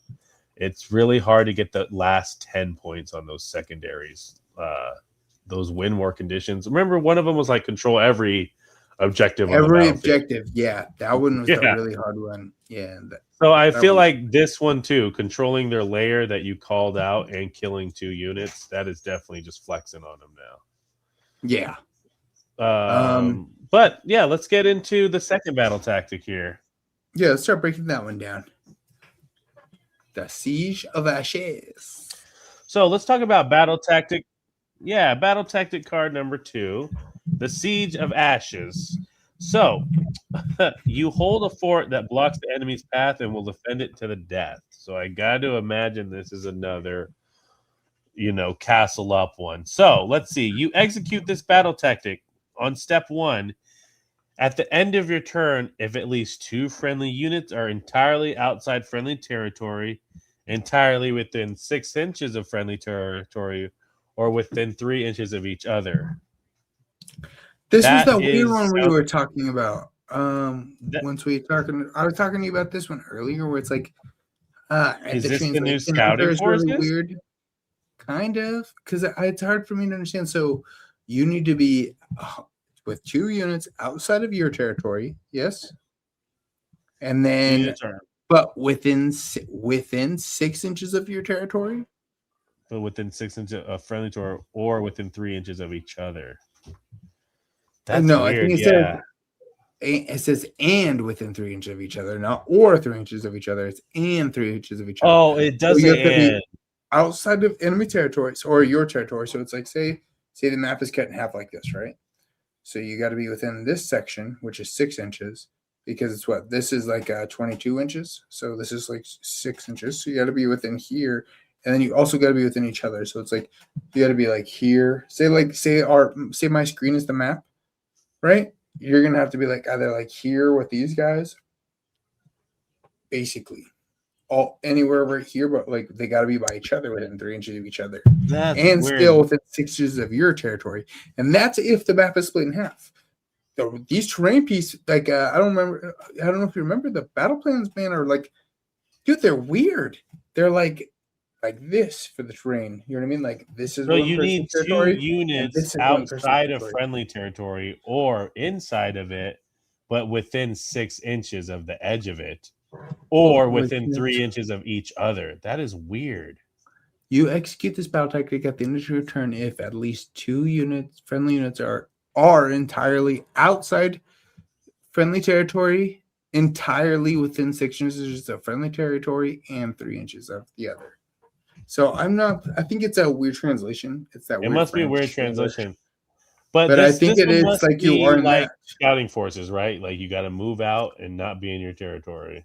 You got to not be in your territory, but you got to be within 6 inches of your territory, and you have to be within 3 inches of another unit. You're maybe trying to like invade. Basically, is what it seems like. It seems like it's trying to push you off of your back line out into the mid board to start engaging. Like I feel like all of these tactics are doing these sort of mechanics. Well, I think as we were talking about earlier with like the battle plans, like we're telling a story here. You know what I mean? So like the story of the battle plans was fucking everything is gonna burn down.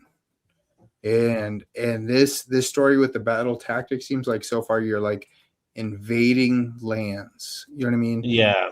Let's see. Maybe the second tactic will kind of shed light on the first one. It says here, you execute this battle tactic at the end of your turn if you control an objective in enemy territory and the objective is contested by at least 1 friendly unit that has not used any movement abilities this turn and at least 1 friendly unit that charged this turn. What? Yeah, this seems... I mean, I want to say it sounds hard, but it might not be because you have to turn 2 set up on there, or turn 1 to score that one. You have to be in an enemy territory, right? Within 6 inches. So you got to be on an objective for, like, say you want to maximize your turns, turn 1, 2, and 2. You want to, for turn 1, you want to move into their territory. Turn 1, you want to move into enemy territory, get and take one of their objectives, right? And then leave that one planted on there. Yeah, you got to leave that guy sitting there and he can't move. And then another unit has to charge. Okay. All right. So that seems doable, bro. That seems doable. I know it sounds crazy, but I think that's probably going to be, I bet you that's easy. I bet we do that all the time, actually. You just have to get them to hold through one turn into the next turn and then charge with another unit. Say your orcs, you play your art boys there. You know what I mean? Yeah, that's going to be easy. For me, I'm gonna sit, my dryads are going to sit on this objective for 2 turns. You know, and then I charge with something else. That's what it looks like. The final one says you execute this battle tactic at any return if there are at least 3 friendly units within 3 inches of the center of the battlefield and are not in combat. So freaking seize the center, but it's the win more. But turn 3 is the with 3 units. That's never gonna happen. You gotta table somebody. Yeah, So you score these first 2 tactics, turn 1 and 2, and then turns 3 and 4, you spend the rest of the time killing everybody. And then remember that one turn 5. We saw that when we did the last episode and we were looking at the battle plan maps, that they're pushing a lot of shit towards the center. Like they'll have the comet objective in the center. So yes, this is forcing you to engage one another. There's no You're never getting that one, bro. You're never getting that's that one. tough, dude. Because remember, the whole advantage of Seize the Center was getting it early when nothing was on the board. Yeah. Now the idea of getting it in turn 4 and 5 or 3 with 3 units. With 3 units instead of 2? That's a win more. Bro. That's gnarly. You're never getting that. Let's look at the next one. So let's take a look at smoke screen. Sounds simple. Smoke screen. You execute the battle tactic at the end of your turn if you control an objective contested by at least 1 enemy unit. So they have to still be there. Okay, that sounds hard, but I bet you it's much more reasonable than you think it is. And you go in there and kill all but 1 model. That usually happens. Or what if they have like a big monster and you just throw more smaller guys at it, basically? You know what I mean? Like say like who's like got 20 clan rats and they versus Krondus, and they're sitting on with Krondus. Yeah. You know what I mean? That goes off right away. So it's like, usually you want to control it by removing the enemy. This is like hurting them, but not removing them entirely. It's cheeky. Yeah. I can see, how a lot of like some of the like harder hitting, like some of the some of the armies that are a little bit hard to hit hard with, like, clan rats or, Zangors or stuff like that. They're going to appreciate this. They're going to definitely be able to do this. Like you said, have a whole mob of units on the objective. And sure, you're not going to kill what you go into, but you're going to out control score it. And, a lot of new rules and mechanics are centered around manipulating people's control scores. So, yeah, this seems doable. It seems like something that, like, the way you got to look at these tactics does this already naturally occur in your gameplay? Like, yes this does. So you bring up a really good point, because I think that's 100% true, because that's now kind of how I'm looking at like these tactics now as I'm measuring things, is like, have I done this before actually? And it's like, oh, actually this, I know it sounds silly, but this occurs. But you're describing a common scenario here, and that's why we can see it. Okay. Yeah. At least with all of these tactics, the first scenario seems pretty like that usually happens anyway. So that 5 points is almost guaranteed. Let's look at the second one. You execute this battle tactic at the end of your turn if more friendly units than enemy units were destroyed this turn. Now that's a little tricky. So you want to yeet? It says feign weakness. So that's gonna be good for you. Sending in your dryads or the spite revenants. But that's, I think what it is, it's gonna be great for Stormcast, where I have such an elite force and it hurts to lose 1 fucking unit. I'm definitely not going to want to yeet too. I think they're going to encourage. I think that's what they're doing right now to try to encourage MSU, right? So the last couple seasons, it's like, hey, dude, just run reinforced. Why not? You have a fucking huge break. But now they're encouraging to run MSU, so it's like, oh, because sometimes you want your shit to die. Yeah, and look, I can. What about Vanquishers? Like, say you're running Vanquishers and you're trying to play with somebody and you want to run this, like, dude, run those Vanquishers into a monster. Vanquishers are going to die to a monster right away. Dude, this looks like a tactic tailored. Well, hold on, this looks like a tactic tailored for Khorne or for Daughters of Cain. Oh my God! Actually, you're 100% right. That's exactly what this is set for. Because Khorne would have a bunch of units. Daughters of Cain would have a bunch of units that go into you, but maybe not remove you, but they're going to have more control score than you. They would be the ones that they want things to die, because that's going to give them their buffs. That's going to give them their blood tithe, their blood right. This one seems tailored to Khorne and Doc and anything that relies on things dying and that creating some kind of boon. Look at this. Carry out the last one is you execute this battle tactic At the end of your turn, if you control all objectives located in enemy territory. So there's a win more that's a little bit more feasible because sometimes, friendly territory will have one objective. That's Maybe literally two Restless objectives. Part 2 right now. Just so you know, That's Restless literally Part Restless 2, Part 2 and right now it's now. Win More Part 3. However, Yeah. you're paying 2 units before you get to it. So I think, like you said, I think Doc is gonna get I think Doc is gonna be good at this. I think there's This certain one looks armies like that are good for gonna be Doc, yeah. specifically. It's gonna be built for that. Yeah, Doc would be good for this, dude. You know what? I was looking at this stuff. Your trees wouldn't be bad for this, bro. I agree. Your trees wouldn't be bad for this, bro. Yeah, no, because I'm gonna send, like I said, I'm gonna send Spy Revenants in. Like, Yeah. oh no, you killed my Spy Revenants. Give my current outside +1 to attacks. Oh no. The way you return like dryads too at the end of the turn, like that's perfect for like trying to out control something while it stays alive. Yeah, exactly. Oh And yeah. it's like a lot of people are not. They're gonna be like, it's like, oh, I'm just gonna run my dryads in there. They're gonna take the point from you, and it's like, dude, Out of all the tactic cards so far, this one's my favorite, which is no surprise because I'm a corn player. So, Agreed. but yeah, this one ain't bad. That one was the easiest to explain too. Holy moly. Moving on. Yeah. Moving on. Look, you said it. The theme is like everything is burning down. This Dude, one's I'm called telling you, Surrounded by Fire. they're narratively explaining it. Remember in the episodes, I was like, no, dude, if they're gonna do this, they're gonna have to push some narratives, and it's like, oh, they are. They certainly are. They're gonna blow up the world. Gyran blighted, Aqshy on fire, Dawnbringers failing, Sigmar dies. You're right. It all just freaking adds Dude, up it's to gonna it happen. coming. It sucks. But let's dig into this card. For the first 5 points, you must, at the end of your turn, if you control a combination of at least 2 objectives or terrain features, and each of them is contested by a different friendly unit within 6 inches of a friendly territory that was not placed to this turn. What the heck? Wait, so hold Let's on. run that back. You execute this battle tactic at the end of your turn. If you control a combination of at least 2 objectives or terrain features, and each of them is contested by a different friendly unit within 6 inches of friendly territory that was not placed this turn. So you can't teleport in. This is going to, you can't teleport this turn, but this is gonna synergize well with that last one, that smoke screen one. Because I think for turn 1, you're trying to do literally the same exact thing. You move out and you need to be in your opponent's territory, right?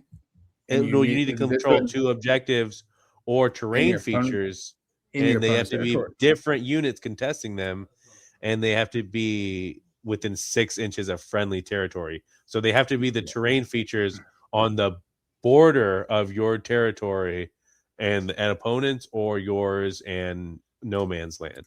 So what does it say, wholly within or within? No, it says within 6 inches of friendly territory. Yeah, so it doesn't even got to be. It could be like a good chunk away, 6 inches in the game. I think each of those squares is 11 inches. Half the board is 22 inches. 6 inches is a third of the board essentially on that side, on your territory. Yeah, so yeah, it sounds like you're right. Like it synergizes with the one that forces you to move out from your home. Yeah. And then let's see. The second one is you execute this battle tactic at the end of your turn if at least 2 friendly units that were not placed this turn are each within 9 inches of a different corner of the battlefield, entirely outside of friendly territory. So it's pushing. Is this Master Part 4 or Part 3 right now? Right, essentially. Right, but whereas in Master you have to be in all 4 like quarters, this one is just the 2 quarters in enemy territory or on the other side of the map. I think it is. Yeah, the other one, it's like right now, it's like you have to be in 3 corners, and right now it's and each quarter of the battlefield have 1 unit, and they have to be 9 inches from that corner. That is definitely a win more. I think in this situation where it's step 2 and you just have to be in enemy territory in the corners, that is definitely doable. I know that like some units even like teleport to the corners. Some units like the fucking Kruleboyz. Yeah, so this would be perfect for them Kruleboyz.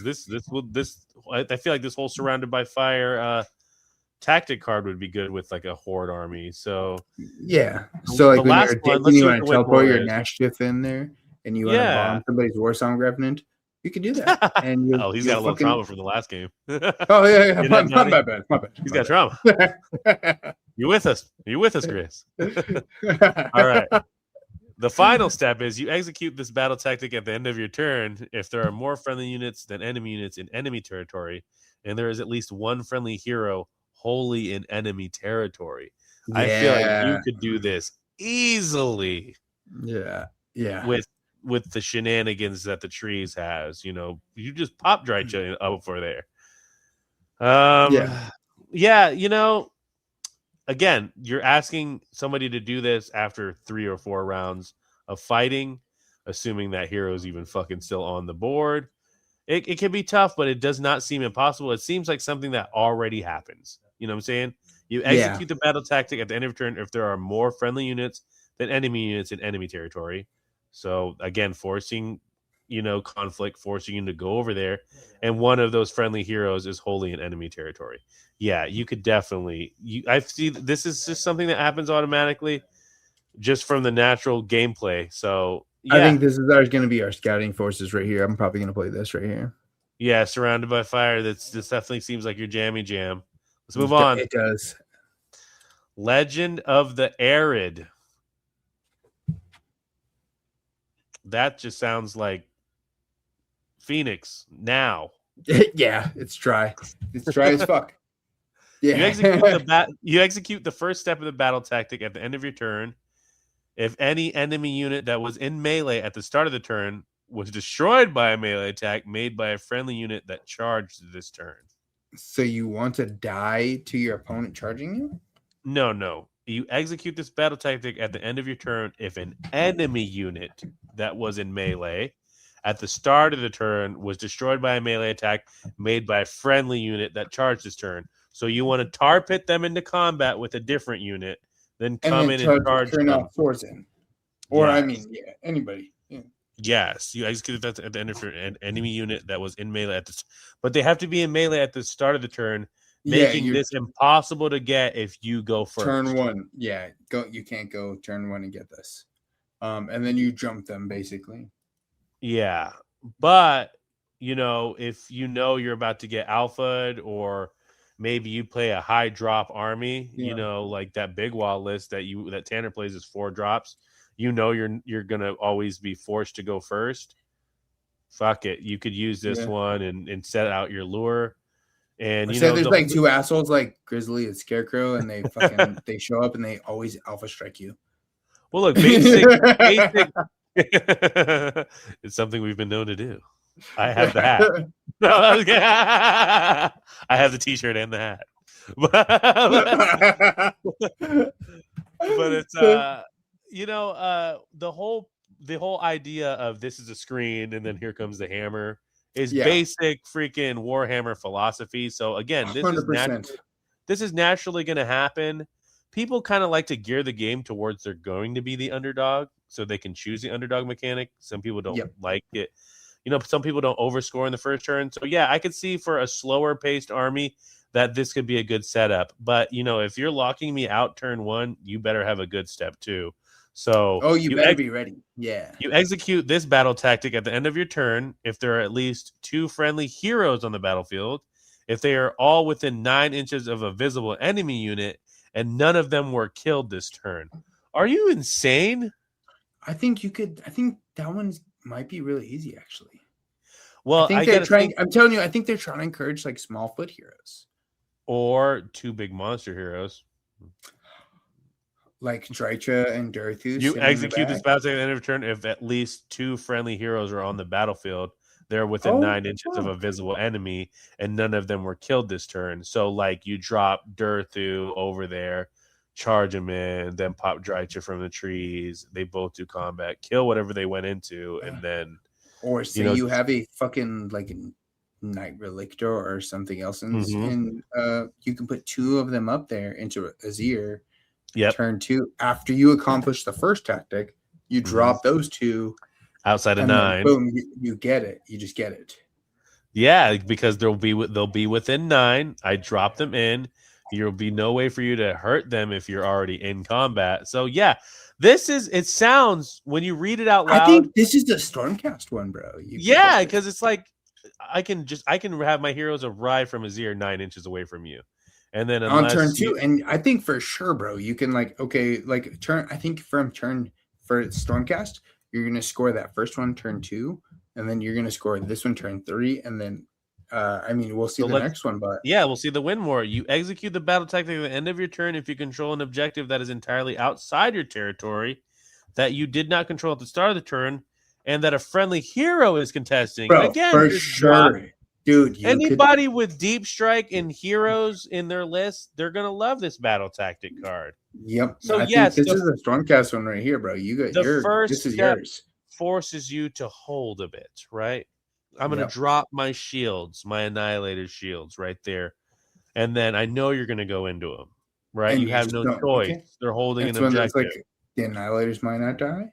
And as long as they don't, you're good. And then you fucking charge the Grand Hammers in, and then you're fucked. Yeah, you charge in a full brick of reclusions that you deep striked in right behind them, just 5 inches away, so they could move in. Yep. That's tactic one. Turn 2, you have to have 2 heroes. Turn 3, you fucking drop in your 2 heroes. Your fucking whatever. Well, they just have to be within visible 9 inches. You could literally do any of those. You could literally just drop them in, and you're like, "Do you want to countercharge into this? That's not a good idea." For armies with 2 big heroes like Mega Gargants, armies like yours, armies that can deep strike, like Feck, like Stormcast. I'm gonna do my monster mash for this fucking one. If I run monster mash, this is gonna be my. This one is, again, these things are already happening. Like when we were reading these tactics, I was already seeing some of our games in my head. So 100%, 100%. It seems like some of these are like they're like that one tactic card earlier was really geared towards Khorne and Daughters of Cain. I feel like this one is really geared towards Stormcast, bro. Just to be the ability to achieve a tactic just with your rules and no effort. That's big. Yeah, it is one of those. I think I'm excited. I think because I'm gonna drop the 2 heroes right in front of the Dryads and be like, "Look at those Dryads! Now score me 5 points." Yeah, exactly. Because I know those fuckers aren't killing you guys. Yeah, and you're like, next turn, I'm about to take one of these objectives. Let's go. So yeah, let's check out this. I liked it a lot. I think this is a good one. I agree. Let's check out this next tactic. All right. Hey, would you believe me if I said? Is that double printed? It's the same one. So. It's the same one. That we got through all 5, bro. That's it. Would you believe me if I said that's was all? It? So that means there's gonna be. I bet you there's gonna be one more. Remember, this is a leak. 1, 2, 3, 4, 5. No, that was 5. 1, 2. Last tactic had 6. Last 4, GHB had 6. 5. Oh, 6. Yeah, let me see. Yeah. So we are missing one, and one is printed twice. Well, let's read the rules here. Maybe they just translated the same thing twice. This one says you execute this battle tactic at the end of your turn if enemy unit that was in melee. It's reading one. The exact same thing. So I think they printed this one twice. Yeah, look, it's battle tactic 6. Go up. Battle tactic 6. Yeah. They just posted that one twice, and I bet you. And so 6, 3, 4, 2, 1. We're missing tactic card 5. Yeah, you're right. Yeah. So. That's all we really have for you guys, leaks-wise, as far as what tactics are coming. I mean, you heard from our reactions. Like, look at these tactics as if, do these things naturally occur in my games and how I've been playing over the edition? If your answer is yes, it's probably the tactic for you. Do you have units that you aren't using that you feel can accomplish these things? A lot of what we just talked about, you have something in your model case that does this. Yes, Robert? Agreed. No, agreed. I think there's a lot of these tactics, man. I'll be honest. We've been doing them, actually. You know what I mean? Yeah. It's not like this won't be the first time any of us are doing these. Let's talk a little bit now that we've gone over these tactics. Let's talk a little bit what's your experience right now for anyone who's seen the tactics? Like, what are they saying on the internet? Everyone's excited about the Fury mechanic, I feel like, more than, the tactics. The Than idea that anything. you're just the idea that Yeah. you're just going to get more power, like more swingage, like that just incites anybody. But yeah, I think that people want to score differently, and if these leaks are anything close to the truth, that it's going to change entirely the way all of us are playing. Like, yes, these things that we're reading about naturally occur in the game, but now we're going to be trying to make them happen, and it's going to change everything, bro. And it feels like the game is new and fresh again. It feels like you got to that new stage in the game. So yeah, this is good for the game. I'm a little bit more at ease after reading that. What about you? I think you're right. I was kind of stressing because like the battle plans were like super complicated. Yeah. Everything does look pretty difficult. I will say nothing looks like a give me really anymore with a lot of For the sure. stuff. There was some like a lot of the battle tactics on the last GHB and Soggy. Yeah, Like you're like, oh, I'm for sure just gonna score one. I'm for it sure was a gonna score gimme. two. Yeah, absolutely. Number three was the win more. Now, I'll be honest, man. Like you're going to have to build into them now. I think when we talked about in our episode where we talked about how we build list. I even said at one point, I was like, hey, I start with my tactics and I try to build from there. I think they're really pushing that now. Like you are going to have to now start with your tactics and push from there. Absolutely. I think that accomplishing these tactics are going to influence your list building. And I think that some lists that worked during Scourge of Garan are not going to work in the new Flames of Aqshy or Oh, whatever they're calling it 100%. now. We're in a different realm, bro. We're in a different realm, doing different stuff. And everything is now, it does look like they're like pushing a certain narrative. Like I said, they're blowing everything up. It does seem to be true where that is what's happening. Everybody's fighting. It does look like they're encouraging, in my opinion, they're encouraging MSU. That's been a big issue. Is like there's in this game, man. There's not a lot of reasons to not reinforce everything. Like, why not reinforce it? But Yeah, I mean, now it seems like they want more units. You can't be super elite in this. Like, if you want to be an elite army in this edition, you want to run 5 units, you're gonna lose. Just so you know, there's no slaves. I think is gonna struggle. yeah. So the one drop Unga Boonga, I don't know how you score all your tactics doing that now. The way they're wording this. 100%. Like unless like all your drops are 20, like you have a hero and then you have fucking 4 groups of 20, and even then, like I think you're right. It's just None of too these much. tactics were really kill heavy. They were all like condition heavy, like meet these conditions. Everything was that.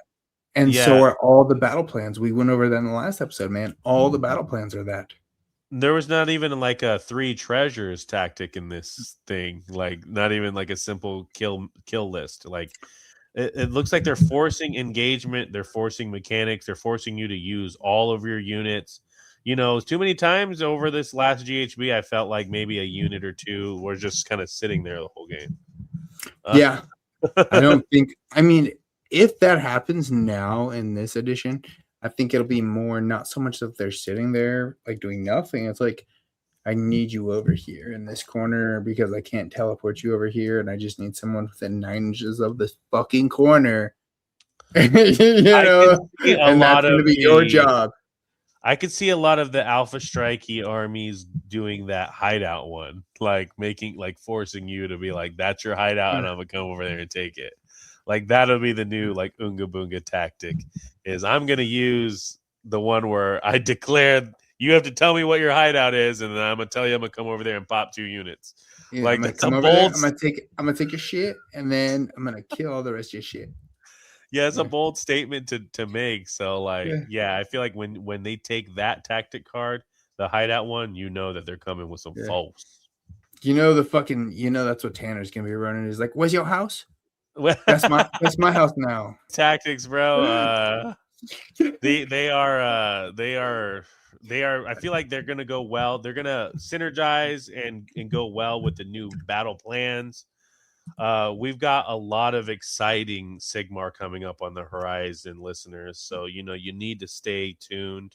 If you are not in our Yeah. Discord, if you are not following, you need to like, you need to follow, you need to turn on those notifications, because looks like, with the change in addition for 40K and the change of GHB and Age of Sigmar, and this whole hobby's busted wide open again, and was once stagnant waters is now this raging river of new change, and Slanesh book coming, more books on the horizon. We just when we were getting comfortable, just when you were certain you could score all your Scourge of Gyran tactics. I will say this: I'm glad that this GHB isn't the tournament. That would just take the stress level to 10,000 to the max. I remember there was they were joking around. They're like, "Well, what if the GHB drops like a week ahead of time?" And it's like, dude, I cannot imagine. Like, I don't even know, bro. If we have to, I don't want to say I would pull out, but god damn, man, if we have to lock in our lists, then the GHB has to be locked in with it, because our GHB is in the list. No, it's already is, because we picked our tactics. You know what I mean? So you can't change that. They already said that, and even Joel was saying, he's like, nah, like no matter what, we're locked in the Sagi. Yeah. So I'm excited for that, but I think, well, I gotta let me do a couple questions for you. I did want to do a reckless reaction. This episode's gone on for a long time, but there are a few questions I am just curious on your mind. Look, I know at least 3 of you are still listening. Yeah, exactly. Your girlfriend, my girlfriend, and Bass. I'm listening. Yeah. But just curious, what's your favorite battle tactic? My favorite battle tactic of the new ones, or of the new ones. What's your favorite new one? I like that smoke screen one, bro. That smoke screen one seems pretty easy to get. Yeah, I like that one. It seems like a fun, like a Monster Mash one. I think it does look built for Stormcast, in my opinion. Yeah, it does, and it's doing the stuff that you already want to do in the game. Contesting an objective, and then destroying a unit, and then being in enemy territory. It's all the stuff that you want to do. Yeah, so, you're trying to play the game to do this anyways. Yeah, so this is also like this one. I feel like it's going to be the one everyone fights over. They're gonna be like, "No, I want smoke screen." But yeah. When we're doing teams, it's like I'll play smoke screen. But yeah, I liked it a lot, bro. What about you? Which one did you like? I did like smoke screen. What was the one? Go down.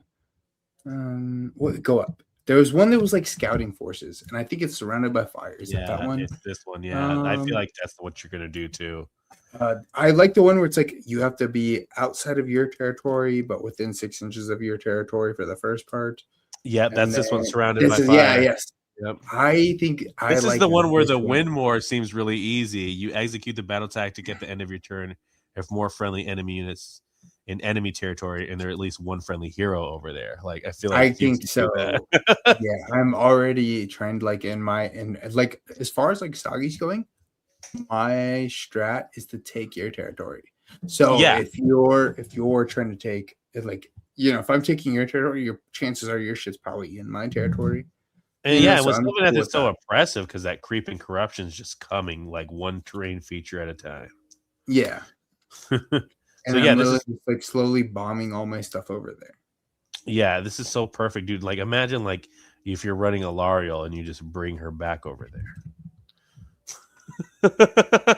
You're like, yeah, that's exactly what I'm imagining. That's exactly that. Keep the 2 heroes alive. Like I can do that. I can keep 2 heroes alive. I'll run 6 heroes. I think for our listeners, like, and even me and you, like, as we were going through these tactics, we were imagining doing them with our units in our head. Like, oh, this is what I would do. This is what I would do. 100%. What's your least favorite tactic? Oh man, I really didn't like that one where you have to sacrifice 2 units. I feel like that is specifically geared towards certain styles of play that me and you don't play. Yeah, towards those armies that require you to sacrifice. So like the one that we said earlier where it's like, if more friendly units than enemy units were destroyed this turn, you're like, fuck, I gotta sacrifice somebody. And it's called feign weakness, so I get it. That's exactly what they do. You think because something died, you hurt the army, but you actually helped them. So again, I don't like when it locks you out of it. But again, everybody has a screen unit. They don't care dies, right? Everyone has that unit in their army, that 90-point unit. You probably that build it unit. into that. Yeah. You probably have that unit that's already built into like how your game plan runs, right? Yeah, I'm already like thinking like which liberator unit is getting sacrificed to give me this, right? So so if it's 90 points for 5 fucking points a battle tactic and setting you up to take the board and achieve your other battle tactics, why not? But yeah, I hate anything that requires sacrifice because all of us want to get through the game with minimal losses, and then we don't experience that. but yeah, I think that one's going to be my least favorite one, while also my least and most favorite one. Like I hate the middle part of the tactic, but in Corrin's hand, that's going to be good. That's going to be a good one. Yeah. Well, I think there's going to be certain factions that are going to be really good into it. It's going to be like, remember how, what is it? It's like something of Gyran. That's this tactic and this CHB. It's like tuned to Gyran, yeah. Yes. So you can like have the 2 units in and then retreat them and then charge 2 other units. Like certain factions are the built lure to thing. that, Yeah. Doug so actually did it totally to me fine. in an RTT with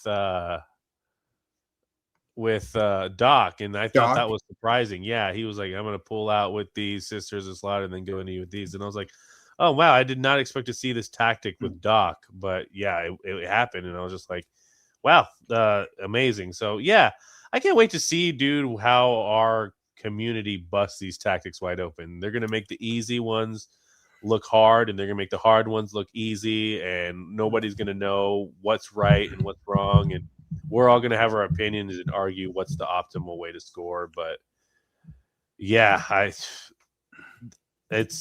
I'm glad we're gonna have some casual time before the next competition with this GHB. I want a nice little casual stretch of like a month of just playing this casually. Well, we need to start getting in like our games. I got to start freeing up some more time during the week. Like hopefully my job kind of slows down a bit because like I'm missing like my Tuesday, Wednesday night like game with Jesse, bro. I'm missing my Scarecrow games. It's not good. It sucks, man, because like leaving like J&J like to try to branch out kind of like hurt you and I's one-on-one time like for playing. 100%, yeah. I'm a person who likes a routine, and I like doing the same things kind of like every week, and I'm the exact same way. Like it's always, I really don't like when you mess with my routine, actually. And it just feels like something's been missing, bro. But I hope that after the summer ends and things start to cool off in the city, that we can get back to at least getting 1 game a week. I know 2 is a lot to ask from our families, but one of those games is bullshit anyway. Yeah, bro. There's 1 game where it's just us, just chilling. It's like, hey, if this game is going to be a 6-7 hour game. Yeah, bro, like if we started at 3, it's going to be until 10. Just so you know, if we started at 4, it's going to be till 10.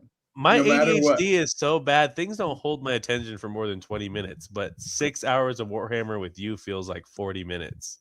Dude, it goes by so like an episode of Seinfeld, and people are like always coming like, you guys are still in here doing this? You guys are still doing this? And we're like, yeah, what time is it? They're like 10:45 in the evening. And I'm like, oh. You're like, let's go take a dab real quick, and then we'll finish this turn. A dab and a shot. A dab and a there shot. You go. And then I'll be able to, and then I'll get all these tactics. We'll consider talking this out. All right, man. I think that's going to do it for this episode of Rolling Recklessly. And we'd love to hear from all of you guys what you think. Drop a comment, send us a message, or join us on the Discord and let us know what your thoughts on the topic are, man. We covered a lot of great stuff today. We covered all battle tactics. We covered battle plans, 2 days ago in our bonus episode. So thanks for everybody jumping on, man. Do you got any shout outs, Jesse? Yeah, I want to shout out Hobby Forge, the owner Gray. It's just such a great place to play It's small, but it feels big when you're there. It's always busy. There's a model case full of models. I bought Vandus Hammerhand and Vanguard Paladors today. Finally putting that last Infinity Stone into my Infinity Gauntlet. I have every Stormcast unit you can think of. If you want to run it, I got it. I said, I don't care if it's the biggest range. Give me one of everything. Yes, let's work at it all. It's Father's Day tomorrow, so shout out to all the fathers out there. Happy Father's Day. Yeah. Happy Father's Day to all the dads. Let's go. Yeah, shout out to my dad, Brian, man. Thanks for being so supportive and being there for me. And shouts out to Hobby Forge. Shouts out to my opponents, Colin, Tanner, Dave. You guys are all just gems, and I love you boys. Anytime you want to play, hit me up, and I'm always willing, and you guys are some great opponents. So yeah, shout out to all my opponents, those who vanquished me, those that I vanquished. You guys just make this so much fun. So much fun. Yeah. I got a couple shout outs for some people. I do want to give a big shout out to let's give a shout out to Tanner, our boy Tanner, fucking Absolutely. Holding destruction down. Let's fucking go. Big Wah. Big Wah. I do want to give a shout out to let's give a shout out to our team. Once Absolutely. we figure out our name, shout out Ben, shout out Bree, shout out Johnny. I'm super hyped to play with you guys, man. We got one more week. Green Banner tournament, last soggy fucking rules that we'll be playing. I think it's going to be super exciting. So a big shout out to you guys. Shout out to Johnny for playing with me this week, man. It was super hyped. Again, fucking hold a destruction down. Let's go. That was our number one destruction player at the last team's tournament. So shout out Johnny, man. Good game. Yeah, he's become the face of Kruleboyz in the community, I feel like. He is. He's always got the Kruleboyz summer going on, and I'm there for it. So I want to give a big shout out to Johnny, bro. Super cool dude. I'm super excited. Let's give one big last shout out to House of Hobbies. It's been a while since we reached out to them and shout out to them, man. Thank you guys for holding on this tournament. Thank you, Joel, organizing all this together, man. You really are like a cornerstone of this Arizona AOS community. You get all of these guys together, bro, and everybody loves talking to you. Everybody loves playing with you guys. It's a blast. If you want to be a sweaty Arizona boy and AOS scene, you come play with the House of Hobbies guys. So I feel like if you've had any kind of AOS dealings over here in the West Valley, if you've been any kind of competitive scene AOS wise in the last few years, you've got to have run into Joel and Erica. So shout outs to both of them and the great club that they have at House of Hobbies. I'm forever reckless, but I feel like I'm one of the gang when I'm around you guys. 100%. Yeah. Fuck, bro. You took the words right in my mouth. Forever reckless. But I'll be honest, man. The House of Hobbies team, bro, you guys have been super inviting to us. So I appreciate it, man. I appreciate you guys providing the competitive scene that we get. That just the bullshit and the camaraderie. It's fucking dope. We have a sick scene out here. So shout out to all the Arizona AOS players. Yeah. As always, thank anybody who's been supporting the show, whether you've been here since episode 1 or you just recently found us. I appreciate every listen, every comment. I have one more shout out. Oh, let's hear it. I want to shout out Eric R. Let's go, Eric R. I didn't get to play you this week, but we've played in the past. It was just nice to see you at Gamers Guild on Friday. Eric comes from a very far away city. It's at Lauer, probably closer to 2, just to come out and play AOS. When you live out in the hot desert, you got to travel sometimes to get to the competition. And I only got to see Eric for a little bit, but he had his Gargant army, and I had a chance to set him up a game so that he could get 2 games in one night before his long drive back home. So, I hope you found success in your second game. From what I heard from Robert, it definitely looked like those Gargants gave the Stormcast work. But yeah, shouts out to you, Eric. Keep coming out, bro. We really love seeing you, bro. And I know it's a it's a drive, but it's it's going to be worth it, bro, because you only get to play this game really once a week if you're not insane like we are. Yeah, if you're not a crazy person, even then, fucking once a week is still quite the stretch. So, hey, sure. Eric, yeah, man, thanks for coming out. You got some beautiful Mega Gargants. You did a great job. I don't know if you painted and built all those stuff. If you did, bro, those things are gorgeous. Like, everything looks great. I love you did the stone horn on the one Mega Gargant. It's not the King Broad, but bro, it's so dope. I love the conversions that you One did. of them was holding like legit. a mangler squig. Dude, like, yes, and like a flail. That was sick. That's why I was like, dude, your army looks fire. And you know what? I was 100% like when I seen him shouting out in the Discord. I thought we were gonna see some KO. I was gonna try to come over there and bullshit with him some KO, and I see fucking man targets on the tables. Big and flex. it's like, bro, I love it, bro. I love it so much. So yeah, dude, big shout out Eric Hart, man. Thanks for coming down. I do know it is a drive, bro, but you do contribute a lot to the scene. So that was sick. You came out here with us. Yeah. I also do want to give one shout out, our boy Colin. I think we talked about it a little bit lightly on the last episode. For if you're into Star Wars Legions. Our boy does Inferno Squad Chatter. If you are into Star Wars Legions and you want to hear Star Wars Legions podcast, if you probably like hearing fucking me and Jesse just bullshitting and talking, I'm sure you'd like to check out. Go ahead and check out our boy Colin. He has a Star Wars Legion podcast. It's again Inferno Squad Chatter. So go ahead and check those guys out. Like I said, he's a cool dude. He obviously played. He got a game in with Jesse yesterday. So yeah, he's coming over to AOS, and he's actually bringing some people over to Star Wars Legion. So hey, again, we're forever Reckless. We're forever AOS. But it's a big gaming world out there, and there's lots of formats and there's lots of games, and Star Wars is a huge IP. So if you want the plug-in on there, check out Colin's podcast. What was it called again? Inferno Squad Chatter. Inferno Squad Chatter, yeah. And it looks like he's on YouTube, so go ahead and check him out. You want to come hang out with us and bullshit? You can play some Star Wars Legion on Friday while we crush everybody in Sigmar on Fridays. Yeah. We're, with this new GHB, I don't see me pivoting to Legions. I think I'm gonna stay Sigmar. We're not going to play, but you can come chill with us. You can come watch us win. Yeah. But if you've enjoyed this episode, please make sure to follow the show, share it with a friend. You can follow us on Instagram at rolling_recklessly_podcast. You can also find us up at YouTube, where you're probably watching us now at Rolling Recklessly.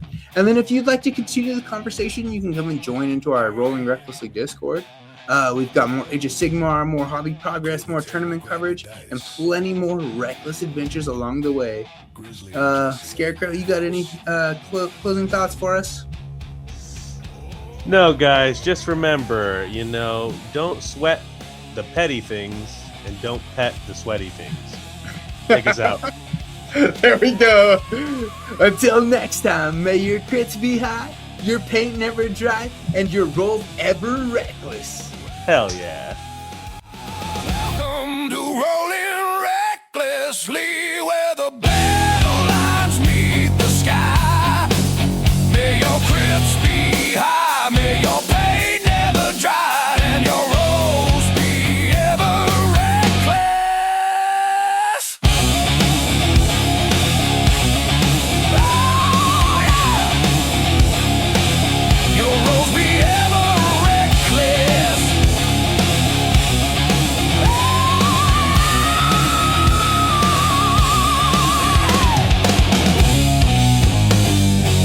Roll 'em if you got 'em.